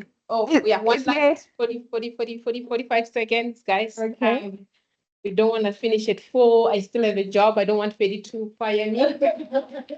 I might comment more than a question, and I think it's something you triggered in me. Say, the exam is from the 29th to the 4th, so every day is an exam, and each day is testing different things. So on day 3, if you decide to take somebody else's work, you essentially have failed day 3 of the exam, in that part of your preparation will be a gap. And then day 6, the day of the exam, the day of the writing, there you presenting the last 5 days or so. So that gap will hopefully doesn't, because we also pray. So hopefully when you failing day 3, what is studying it? But on the day of the exam itself, don't have that gap there and think you failed because you were panicking. You probably failed because on day 3, you gave up on the exam and decided to take a shortcut that was not there during your year. Yeah. So sorry, Faith, one last one and 45 seconds. And I think everyone who's gonna come in to talk, maybe touch on this one. Do you take your standards with into the exam? My standards? Yes.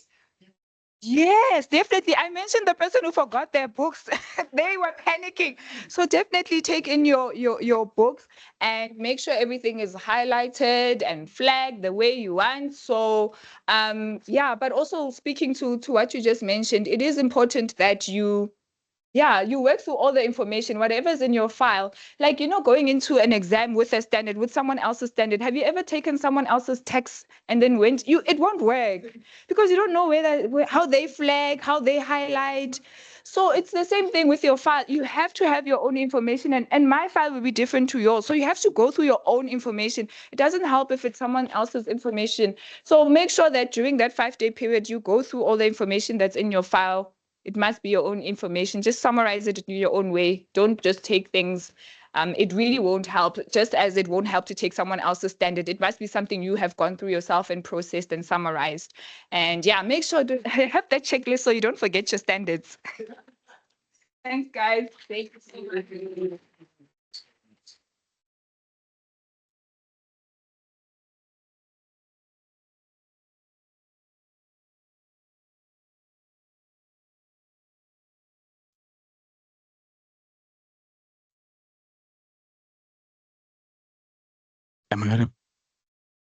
Thank you so much, Faith, for that.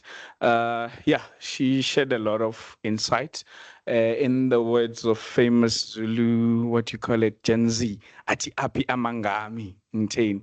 I said she was amazing. For those who are not Zulu speakers, where are my lies? I said she is indeed amazing. One of the things she touched on, have a spiritual practice, humble twice.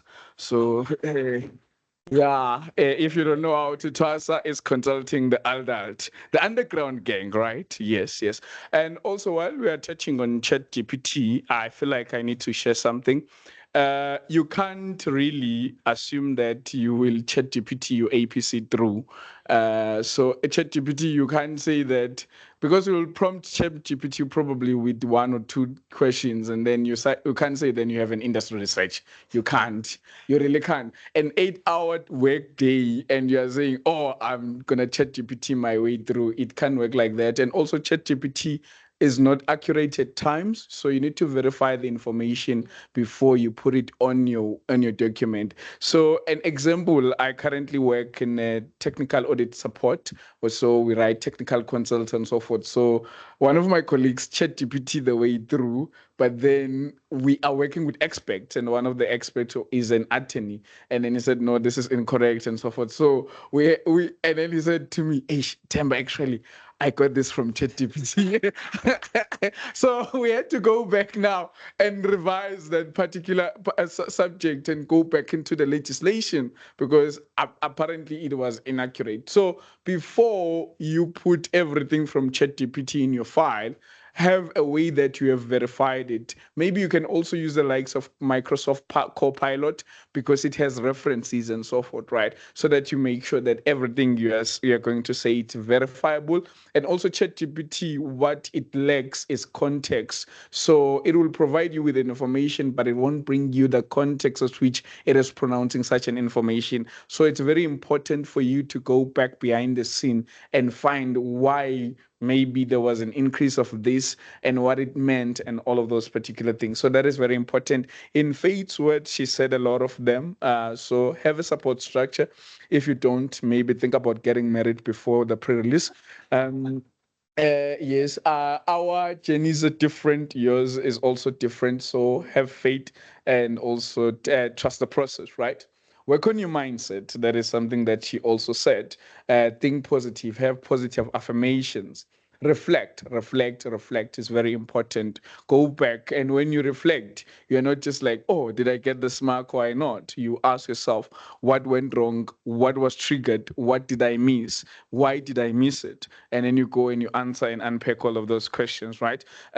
One of the things that I learned from what she said is that never outsource your greatness. So you will never outsource your job interview to a colleague, right? So when you go and join Investec, for example, example, you're not going to say, hey, Chomi, please, they're going to ask this technical question. You're going to come and answer for me. No, no, no, no. So what do? You prepare. You obviously, in a job setting, you're going to ask people who are at Investec, how did you prepare for a job interview? It's the same thing. So in as much as you have all these people supporting you, but it doesn't mean that you are outsourcing your greatness to them, because at the end of the day, who is going to be competent or not competent? It's you. The results that will come back are personal. So there is no way that APC can be much more of a group project, but it's an individual assignment, if I were to put it like that. The feedback that's going to come is not going to be like, oh, group XYZ, you are not competent. No, no, no, no. Probably in the group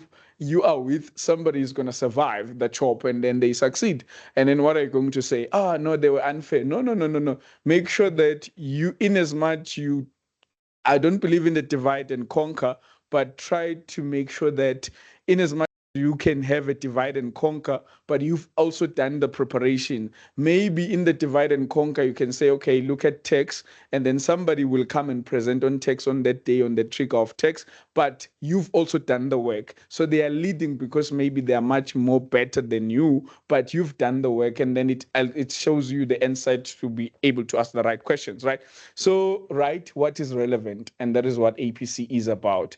In as much as you can say, I sacrificed 10 hours doing the research, if it's no longer relevant, bye, mtakababa, ivale. Social media will say ivale, ivale, ivale. So that was fate. I think we've got a lot. And what I don't like about the current speakers, they were like, in closing, and they never close. So yeah, it's a trend. So if it happens once, it might happen again. Manoga, I'm not sure if it's that effect or a belief now. But nonetheless, going forward, we have Upiwe Lufele. She is a clinical psychologist in private practice. She completed her undergraduate and honors degrees at the University of Fort Hare. She performed multiple voluntary assignments and community work at University of Fort Hare and the surroundings. She has a robust engagement with the human and social relationships and research on psychological assessments. She recently completed her master's degree in clinical psychology at the University of Witwatersrand, which prepared her for her practice in psychotherapy. Can we give her a round of applause? Recently, how? Hey, hey, hey. Guys, listen for the triggers. Recently was a trigger there. You have to. Yeah. But anyway, let's proceed. She completed her internship at Chris Hani Baragwanath Hospital, first working in acute adult psychiatric female ward. So that means females are more like, I'm sorry, I didn't say anything. I didn't say anything. I didn't say anything. I'm joking. How? And they're gonna take it personally. Yo. Anyway, and the outpatient child, adolescent and family unit. So you see, children, people in adolescent stage, and families have problems. So anyway, she was exposed to the psychosis, personality, substance, mood, and anxiety disorders. She completed her community service at the same hospital and got exposure in working with psychosomatic disorders, medical license, family therapy, group psychotherapy, and many other interventions while working on the adult outpatient department. So, what is she going to express and share with us today is how then we can have the actual mindset. You remember Manoka, I think the conversation is flowing very good because Manoka said you need to be aware of the self-limiting beliefs, and she gave you the what you call it, the strategies to conquer that. Faith said work on your mindset, and the right person, relevant, who is going to give us the competence in the mindset is none other than Piwe Lufele. So can you please put your hands together and welcome Piwe Lufele to the stage?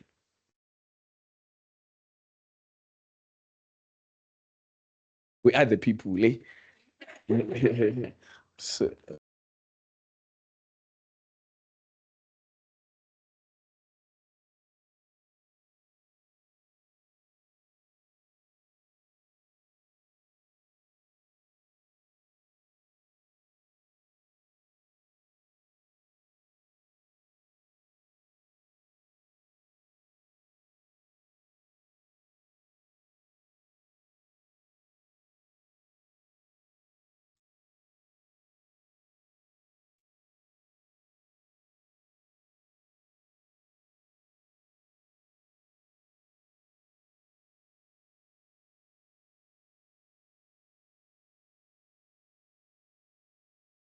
Morning, everybody.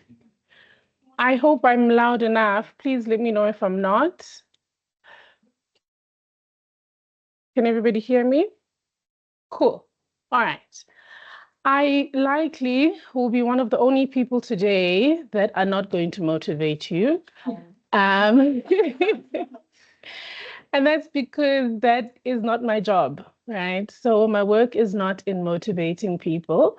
My work really is around helping people to manage what it is that they are feeling and also how to continue to engage and to live a life that is worth living, right? I want to pick up on a few things, and I'm going to start in this way, all right? I like drawing these star people, and I'm going to explain why I draw my people in the way that I do, right? So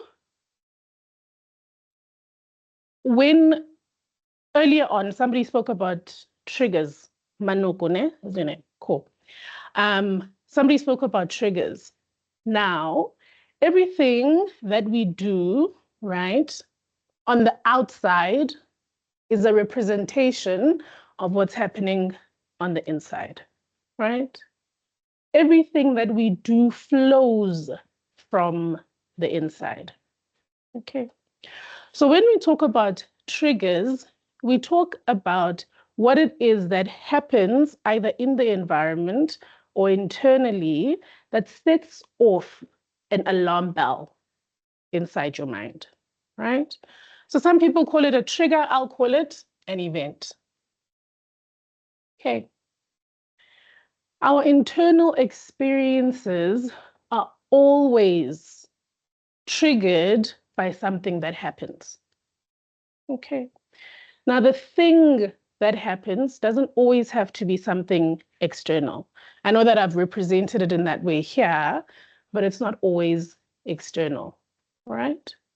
So if we think about intrusive memories that come into your mind, if you think about waking up in the morning, the previous night, everything was okay, you were fine, nothing's happened yet, and I just wake up this morning and I feel so crappy. I don't want to get out of bed. It's hard for me to get anything done, right? We understand there that there's a lot that is happening in the mind while you are sleeping, okay? So there's a lot that comes from your unconscious into your pre-conscious while you are sleeping, right?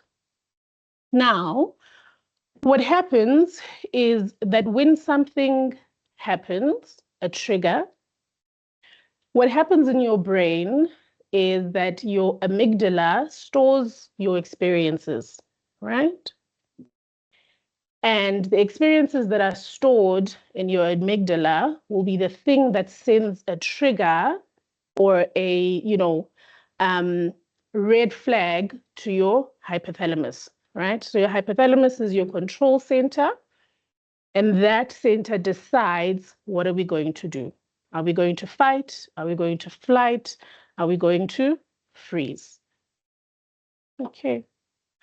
So when we talk about triggers, it definitely is related to what it is that you have experienced in the past. Okay. Now, what happens internally when we go, okay, let me represent this here. Okay.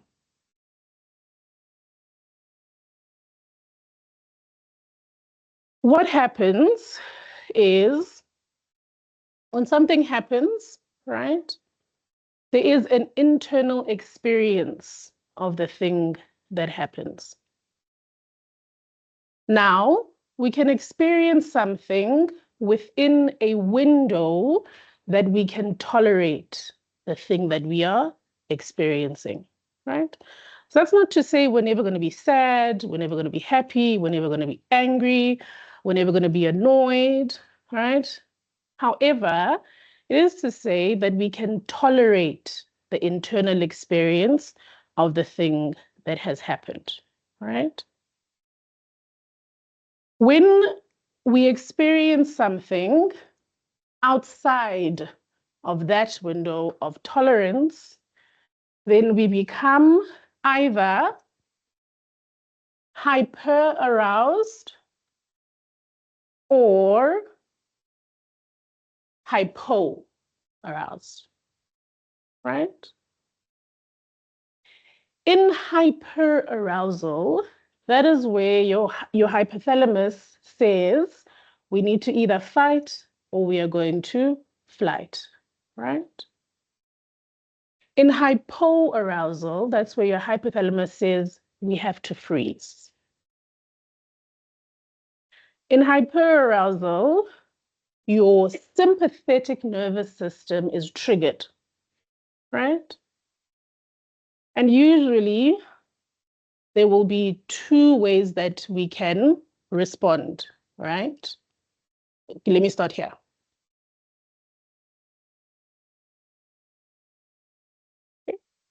When we are out of a window of tolerance, that means that the emotion or the internal experience feels overwhelming, feels too big, and it feels like I can't contain it inside the body, right? And so there's an attempt to discharge of that experience, to rid myself of this uncomfortable, unwanted internal experience, right? So when we are in hyperarousal outside of our window of tolerance, generally, we will engage in impulsive behaviors, right? So whether it is that we use substances, we binge eat, we, go out partying, some things can be a little bit more extreme to that, where we can hurt and harm ourselves in different ways, right? Or we can experience relationship difficulties, right? So now I'm overwhelmed in hyperarousal, and it's difficult at home, right? Because now it's difficult for me to engage in helpful ways. I'm snapping at people. It's difficult for people to feel connected to me, right? I'm even cutting off people, disowning the family, right? Hyperarousal. In hypoarousal, we likely experience a shutdown.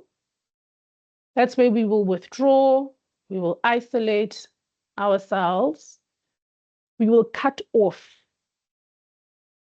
any kind of outside engagement, right? Both of these things are reactions, right? Because people think that a reaction is that I am, outwardly shouting, okay? Or I'm doing something that is like hectic, right? Even when I am shut down, it is also a reaction. And that is because the purpose of it is to rid myself of this internal feeling. Okay. So let's think about it in terms of exams. Okay. Like I said, I'm not sure if I did actually, now that I'm thinking about it. Our brain takes in information through our senses. Okay, so we see something, we hear something, we feel something, we remember something, we smell something, right? You get the email that your exam is in whatever, 10 days, right? A reminder that the exam is in 10 days. Something of an internal experience happens, okay? Now, for some people, it can mean that I am so anxious that I shut down. My parasympathetic system is triggered. Now, all of a sudden, I can't wake up in the morning. I can't concentrate for long. I'm getting really bored of the content. I'm avoiding, okay? I'm doing the healthy thing of taking walks, but I'm taking all the walks and not actually able to sit and concentrate, right? So we shut down, okay?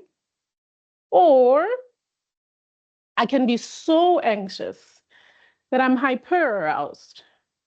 I'm doing only the studying, all of the studying, all day, every day, soothing with food and alcohol and hopefully not, but drugs, right? People do that. Okay.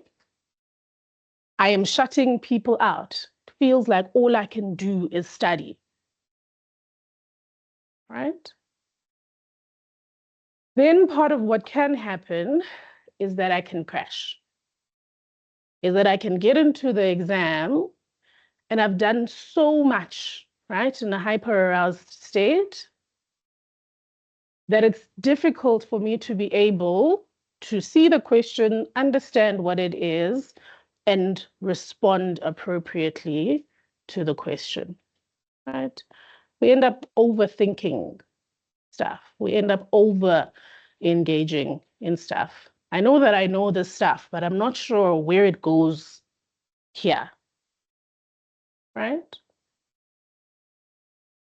So in hyperarousal, those things can happen.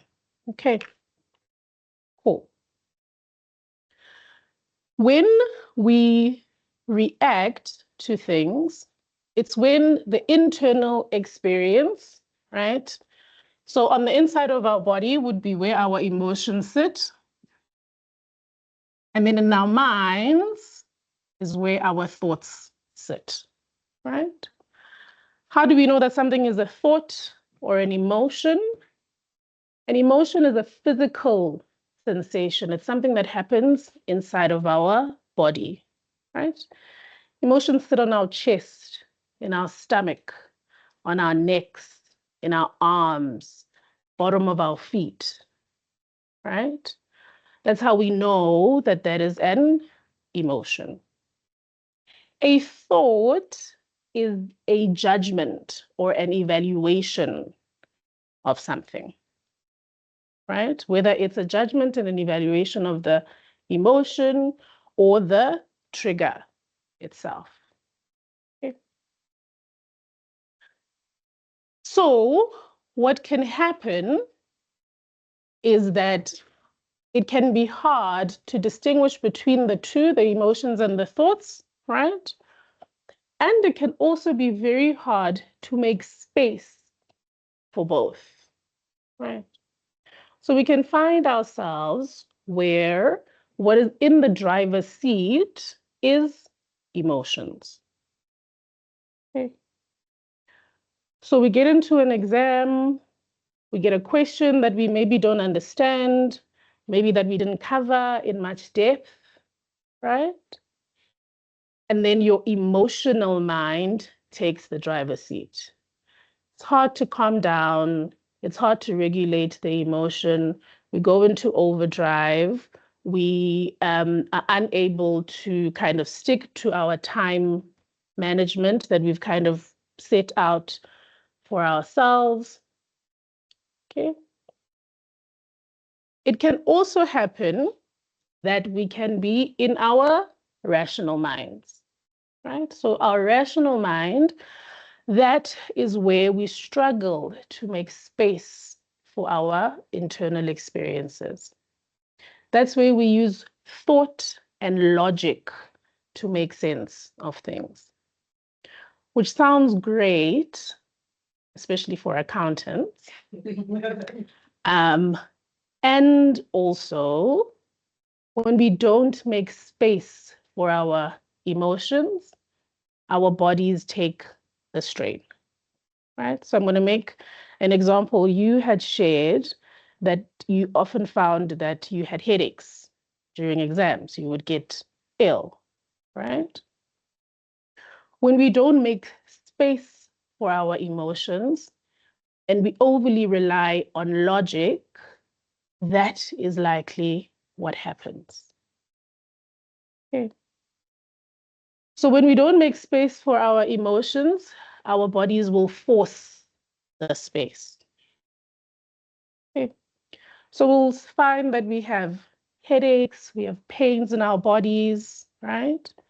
For some people, it can be as extreme as losing sight, right? Waking up in the morning and your legs just don't work. There's no medical cause, but your legs don't work. Okay. Some people have, seizures that are non-medical, right? So when we overly rely on rationality, there are consequences. When we overly rely on our emotions, there are consequences, right? So we have those people who will say, no, it's fine. I'll study. I'm just waiting for the anxiety to kick in. My anxiety always kicks in, right? My anxiety has never failed me. At some point, it's going to kick in. And when it kicks in, I'm going to be on top of things, right?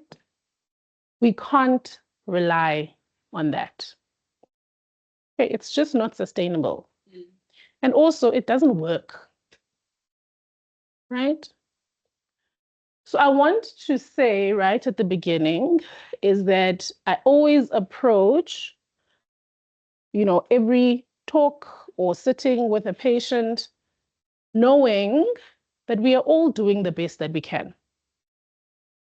With the information that we have, with the coping strategies that we've been able to employ, we are doing the best that we can.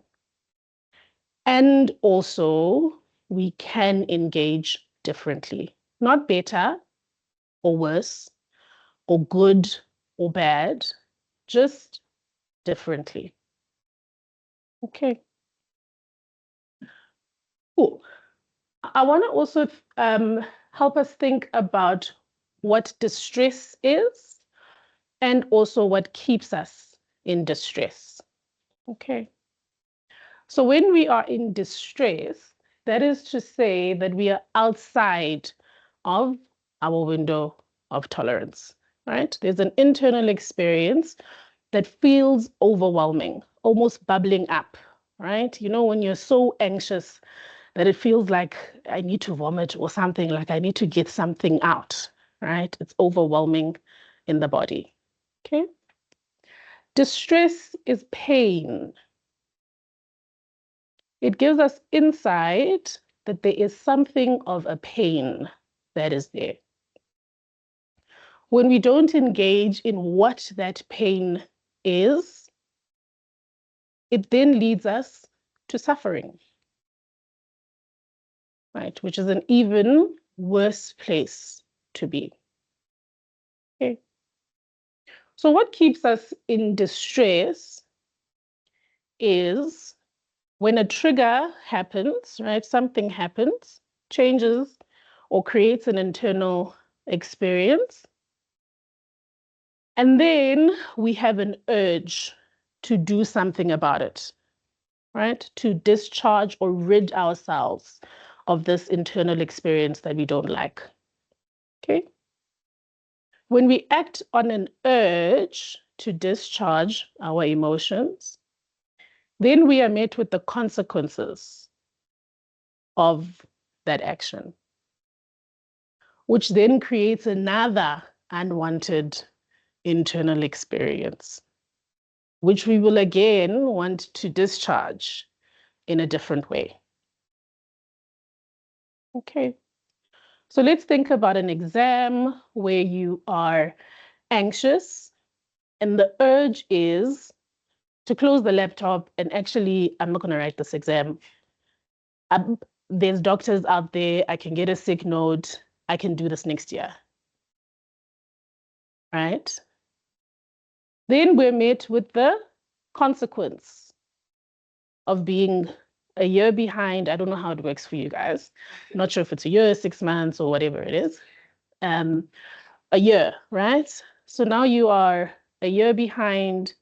There's particular, posts that you can't get or types of work that you just can't do because you're not qualified for, right? Then it creates another unwanted internal experience, right? the experience of feeling like a failure, feeling like I'm never going to be able to do this thing. All right. So when we are met with the consequences of our actions, that also becomes a trigger. And it also creates internal experiences that we may really want to run away from in some kind of way. Okay. Cool. So that is my very, very short kind of intro into what happens for us internally. Okay. I'm going to need somebody to please just let me know when I'm like at the halfway mark so that I'm not like constantly talking. Okay. Cool. So what do we do then? All right. If we understand that, thoughts and emotions can be overwhelming, okay, and they influence what our outside behaviors are.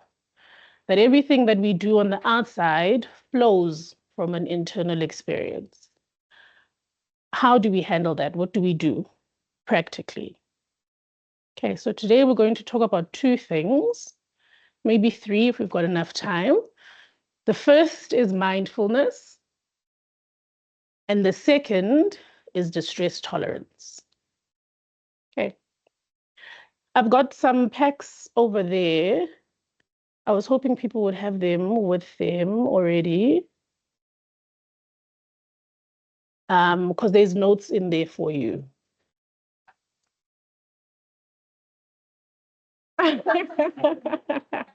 Yeah, presentation. I don't know where are they gonna screenshot those? Okay, so there's some notes that are on there. And as I go along, and also there's going to be stuff that you can kind of do for yourself when you get home. Okay.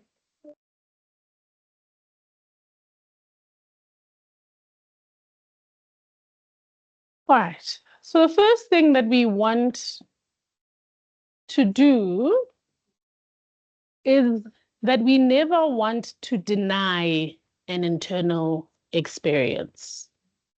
Okay. Our emotions are our emotions, right? And we have to feel emotions. Otherwise, if we're not feeling emotions, we're likely not humans. Okay. Emotions also give us lots of really important information. Okay. So let's say you are, and I'm definitely not saying anything about this specific area. I'm just using it as an example. Let's say you are in Joburg CBD. Right? Okay, there's already a reaction. Okay. Your body has to alert you in some kind of way, right? It's unrealistic to say, oh, I'm in Joburg CBD. It's fine. It's safe. It's just in my mind. Right? Because you're going to answer your cell phone and they will snatch it. Okay? Now, although, of course, your amygdala is sending a distress signal because of your own experiences, right? So there is something about you or from your past that has, kind of alerted you that there's something unsafe about whatever spaces, right? And also, it is true that Joburg CBD is unsafe. Okay. So if we ignore that kind of anxiety that happens, then we're going to do things that are not incredibly helpful, right? Like pick up the phone. Okay. So our emotions are important. and we have to be able to feel our emotions, and we have to be able to feel a range of emotions as well, right? If we never want to be angry and we put the anger away and we always try to deny anger and push it away, on the day that you get into a blinding rage, you will kill your wife. Because you don't know what anger is. You don't know how to manage anger. You don't know how to be angry. Okay. Then it becomes a self-fulfilling prophecy that actually nobody should ever be angry because anger is destroying, which is untrue. Okay. So we want to be able to give ourselves the opportunity to have our emotions in a way that is tolerable. Okay. And the only way that we can get to a stage that we can have our emotions in a tolerable manner is that we need to know them. We need to be aware. Okay. And what helps us build awareness, know our triggers, right, is mindfulness. Okay. So if you look in your little packs, there should be either a chocolate or a fizzer or something like that. Please pull that out for me.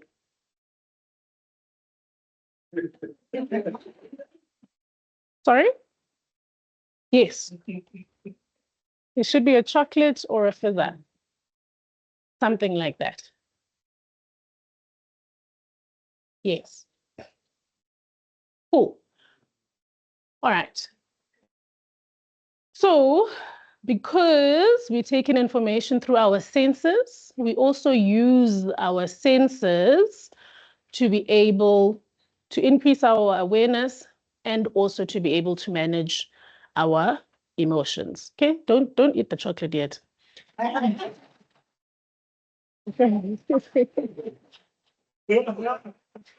Not yet. Okay.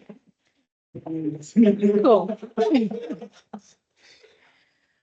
Mindfulness is about giving ourselves an opportunity to be in the moment, fully in the moment, to fully feel what it is that we are feeling, to experience what it is that we are experiencing, and also to be able to have choice. Okay. So I may be anxious and really want to down this bottle of wine and avoid studying tonight. And also, I can know that that's not going to be helpful, right? So I can feel my emotions, being anxious, worried, scared, wanting to withdraw, right? And also, I can still choose to engage. All right, so I don't do one or the other. I do both at the same time. Okay. So what we do with our senses is that we use all of our senses to just bring ourselves into the moment. Okay. So we're going to use the chocolate bar just to be mindful. Mindfulness is different to meditation. Meditation, when we do meditation, we are trying to escape somewhere, right? That's why we'll often say, imagine being at your favorite place or being at the beach or in a forest or whatever it is, right? That is meditation. We want to create a different experience. With mindfulness, we want to be able to invite our minds and our bodies to be here and present in the moment. Okay. So I want you to just take a moment and first look at the chocolate bar. What is it that you notice? So, all right, so we're going to slow down a bit. Okay. We first notice without words. All right. And you guys are accountants, so this is probably not going to be the easiest thing for you. All right. We first just notice wordlessly. Okay.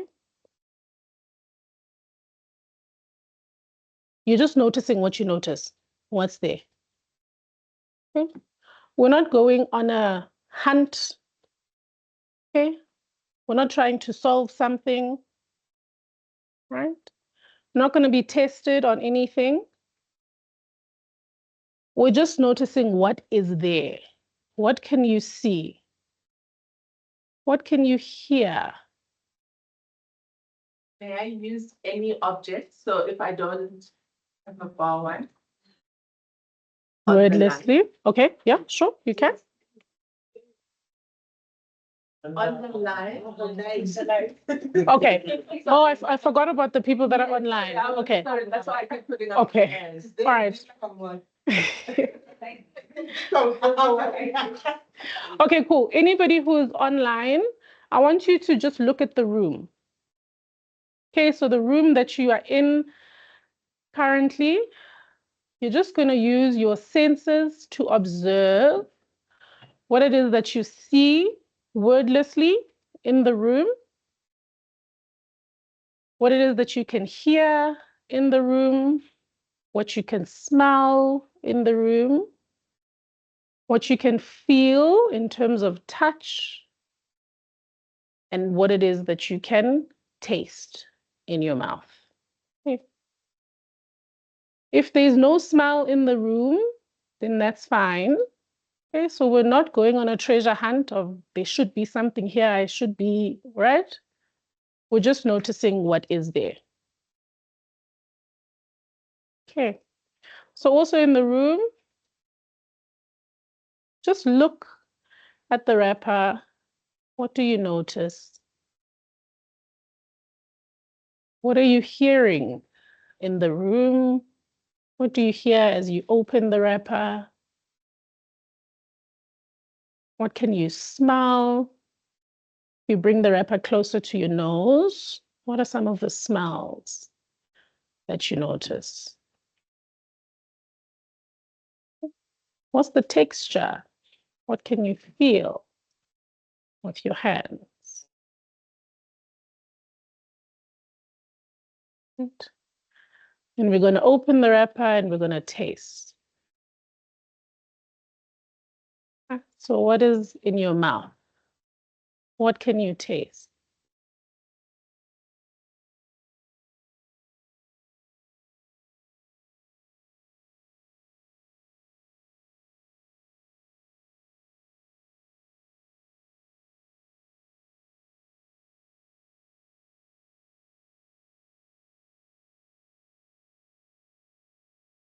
Okay. All right. So now only are we going to describe. Okay. So I'm going to ask a few people. I'm going to randomly ask people. Sometimes it takes too long to get people to volunteer. So I'm just going to randomly ask people. Okay. Sissy, what could you see on your wrapper? Sorry? The grams. Okay. So what the chocolate bar weighed. All right. What could you hear?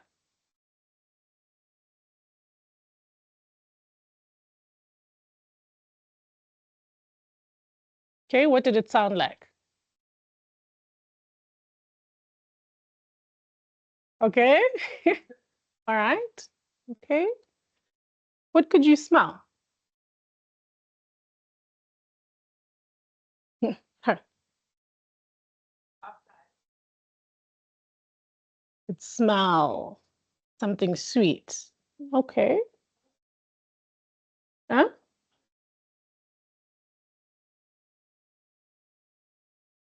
Yeah.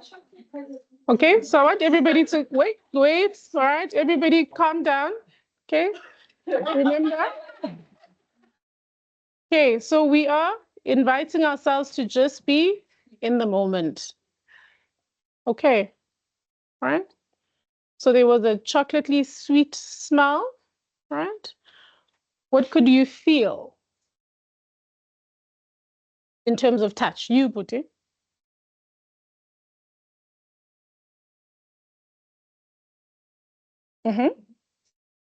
Was sticky.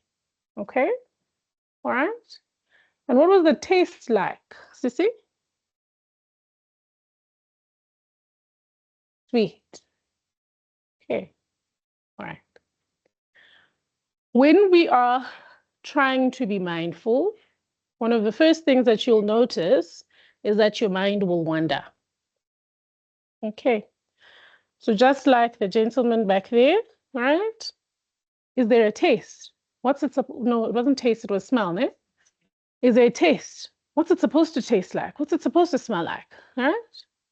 When we try to actively use our senses to bring us into the moment, the thing that you'll notice is that your mind will wander away. Okay. That's important to be able to notice and then just gently invite your mind back into the moment. Okay. Especially when we generally are constantly generating a lot of thoughts in our minds. Okay. So you'll see in one of the packs, there should be something that's called a what skill and a how skill. Okay. So what we do with mindfulness is that we want to observe what it is that's happening around us. Okay. And this is something that you can do in the exam room. All right. What can I see? What am I smelling? What am I feeling? Right? In terms of touch. What can I hear in the room? Right? And we just notice those things. We start externally with our senses. Okay. Then you're going to describe what it is that you are seeing, hearing, all of those. Okay. Now, how we want to do that is that we want to do it non-judgmentally. Okay. So it's not a pretty green dress, right? It's the facts. It's a green dress. Okay. We want to stick to the facts of what it is that we are observing. Okay. We want to also do it in one mind. So we don't think about this and that at the same time. Okay. We hold on to one thought in our minds. Okay. And then also, right, after we've done the external, what it is that we are seeing around us, okay, so that will be something that grounds us. Then we go into our bodies. What am I feeling? Is there a sensation in my body? Right? Am I feeling something on my chest? Is there something in my stomach? Am I feeling anything around my neck? Okay. Then we want to observe what our thoughts are. So if I'm sitting in this exam, I can feel that there's a tension in my chest, right? And the thought that is in my mind is that I am going to fail this exam. Or the thought that is in my mind is, whatever the thought is, right? We want to separate what our emotion is from our thoughts. Okay. Because a thought is a belief. It is not necessarily a fact. And we can only challenge something that we know is there. Right? We can only challenge something that we are aware of. If we're not aware of it, the only thing that we know is that I didn't have time to finish the exam. Right? Then actually you don't have an opportunity to intervene. Right. So I want you guys to just get into the habit while you guys are preparing of checking in with yourselves. Checking in internally with what is going on inside your bodies. Accepting whatever it is that you are sitting with. If you're scared, be scared. It's okay to be scared. What increases the fear and also leads us to doing things that are not going to be helpful is that we want to push this emotion so far down, right? That actually it increases that emotion. And then it trips you up in the exam, right? This is the exact question that I didn't want to get. This is the one that I knew I'm going to fail, right? Now, even the work that you did do to get an understanding kind of just floats away. Okay. Then it's difficult for us to hold both. Okay. So we want to hold both in that we want to be able to have our emotions and we also want to be able to think.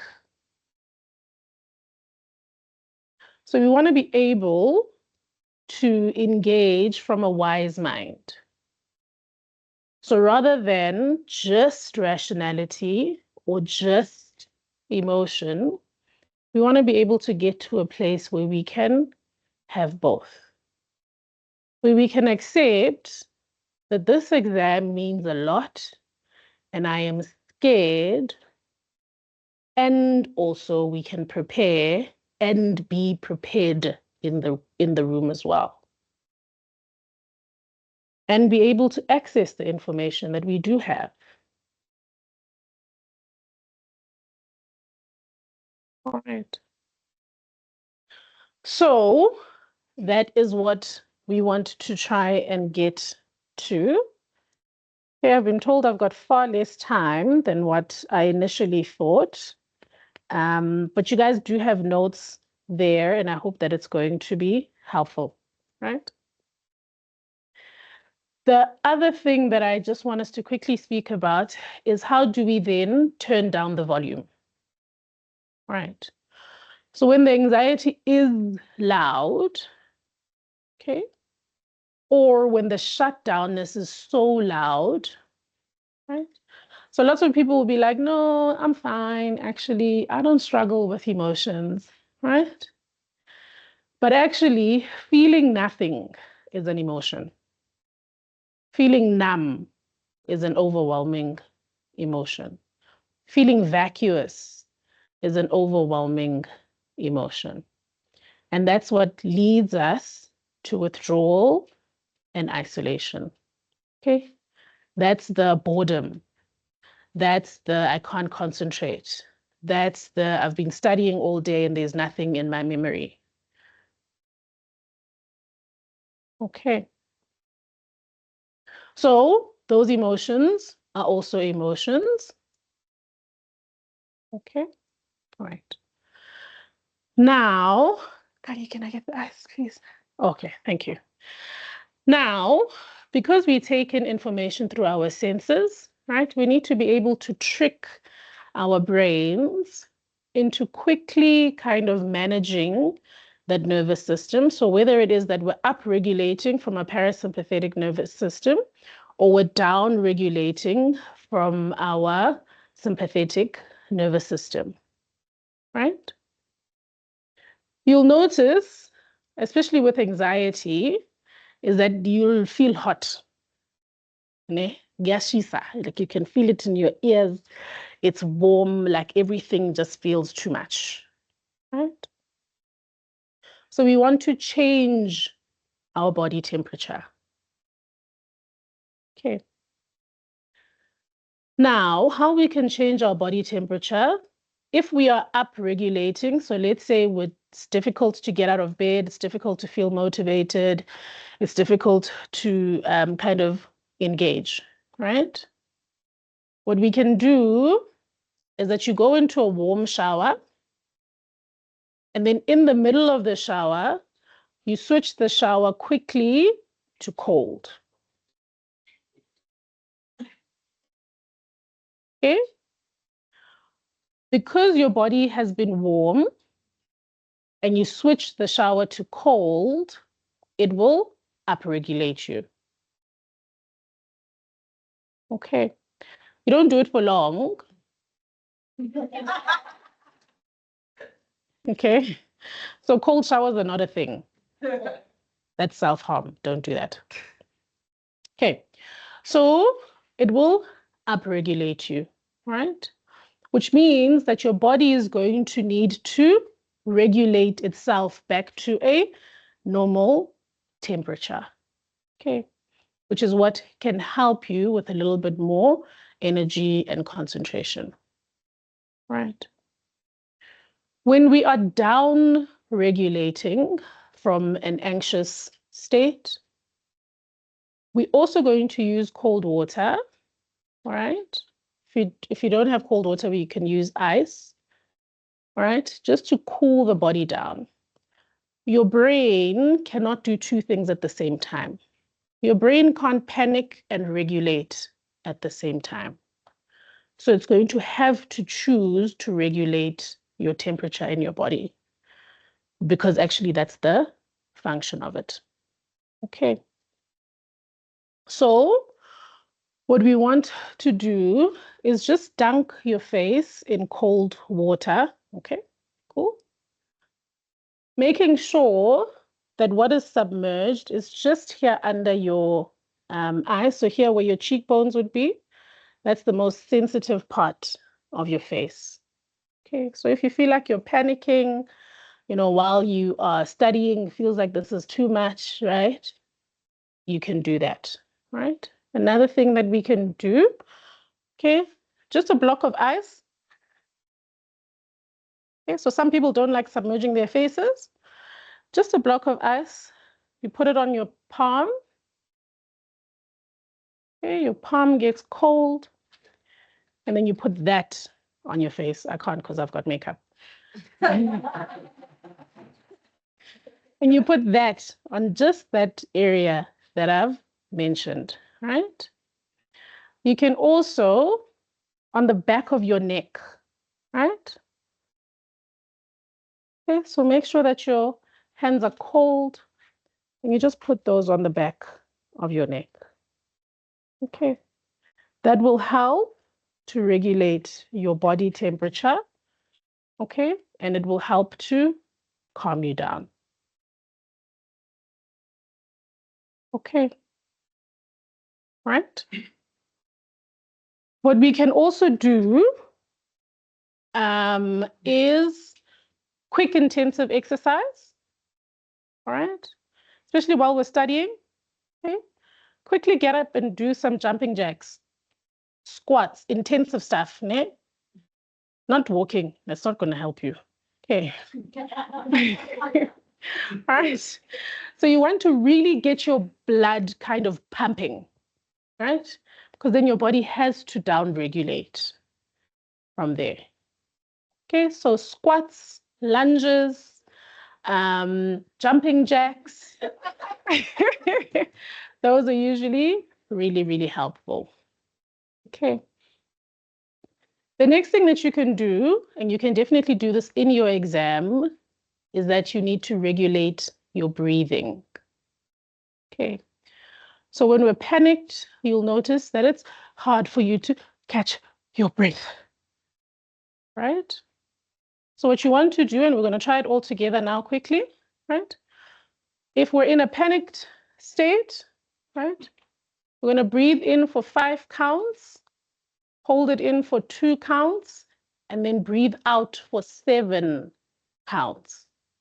Okay, so you want to almost completely collapse your lungs. All right. So let's try it together. I'll count. Okay, so let's breathe in. 1, 2, 3, 4, 5. Hold. 2. Out. 1, 2, 3, 4, 5, 6, 7. Then in. 1, 2, 3, 4, 5. Hold. 2. Out. 1, 2, 3, 4, 5, 6, 7. Okay. And when we're panicked, initially you'll find that it feels like I can't breathe in this way, right? I'm struggling to catch my breath, right? But we try and do that for at least 30 seconds, and that should help you calm down. Okay. If we are down regulated, feeling really flat, okay, we want to take in quicker and shorter breaths. Okay, so if you're feeling like, but I don't want to do this, I can't do this, right? So we'll take a really big, quick breath in and a really quick breath out. Okay, so we'll count to 2 in and then 1 count out, right? So it's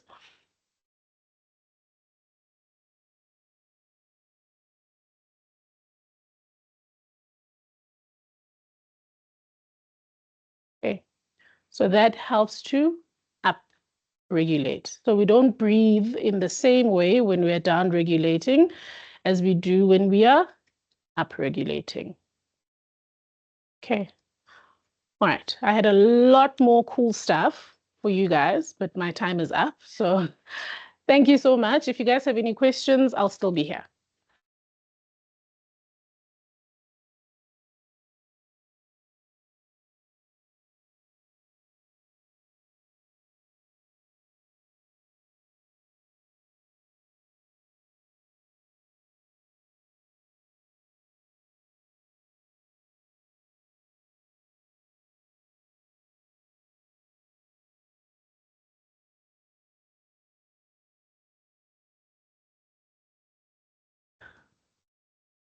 A wise man once said, "Iyo, a good tense." Yeah, it's very tricky. You know, you start going down into your mindfulness and a lot of triggers. That's something I don't like about therapy because it opens. It start opening things that they were not supposed to be open. I'm like, why are we going there? Now I'm sitting here with the eyes and I'm thinking about my manager. I'm like, yo. Yeah, no. There. Yeah. Sorry, guys. We would like to apologize. We are running a bit behind at the time, so that is something you might have observed. But nonetheless, I also, when we were going through the entire experience, I also like to share something that is more especially relevant to you as you're going to write APC. So the year is 2017, doing second year at UKZN. And it happened that the same year I've lost about 7 family members, right? So it was 2 in February, a week after following the other, and 2 when I was writing my exam in June, right? So with me, I always laugh about it. And then when we return from the semester, I lose another 2, right? So, and then with my lecturers, I was like, these people keep on dying, yes. So, and then she was like, what did you just said? And I'm like, no, because God just keeps on selecting, like, oh, you die now. And then she was like, no, you're not normal. I was like, but why are they dying? And I'm like, are you sure you're serious? I was like, no, but I passed all my assessments in the first semester, so probably that means I'm well, right? And then she was like, okay, I will book you to see someone I'm like, okay. Then I'm gonna say someone. This is where it gets tricky. So I walk into this psychologist and a counselor room, and then she says, "Tell me about yourself." And I'm like, ah! I'm like, what? So that goes into the context of the conversation to say you need to be very aware of the audience who is asking the question. It's very important for APC, because if I was going for a job interview and they say, "Tell me about yourself," that was going to go, I was going to be like, "Oh, okay, myself is XYZ and so forth," right? That's going to be easy. But the thing is, the therapist was asking, "Tell me about yourself." And I never knew that I would start crying when I tell about myself. Oh, my father left me. So I went going, this is not me, this is not myself. If you think about it, it's my father who left, not me. But I'm here, he left, And, oh, my mom was a domestic worker. I never had what I wanted. And then, no. But the question I responded to the audience, was I competent on the day? Yes. Definitely a yes. I was competent, because what was she expecting? The expectation was, I'm going to go down to the bad place. I'm going to go down to poverty. I want to go to therapy again so that I will tell them, today I'm rich. I wanna go. I wanna go to therapy again and say, now I feed my inner child. So when I crave for cakes, I go to Uber Eats. Get it? Now I go to international vacations. Like, that's the thing. So with that being said, ladies and gentlemen, can we please come back at exactly, what do you call it? The plan was at 12 o'clock. So we're going to have a 15 minutes break. At 12 o'clock, we're going to resume. It is nice to spend a day with you. You have chartered accountants on site, so you can ask all the questions you can have. So leave no question unanswered. Thank you so much.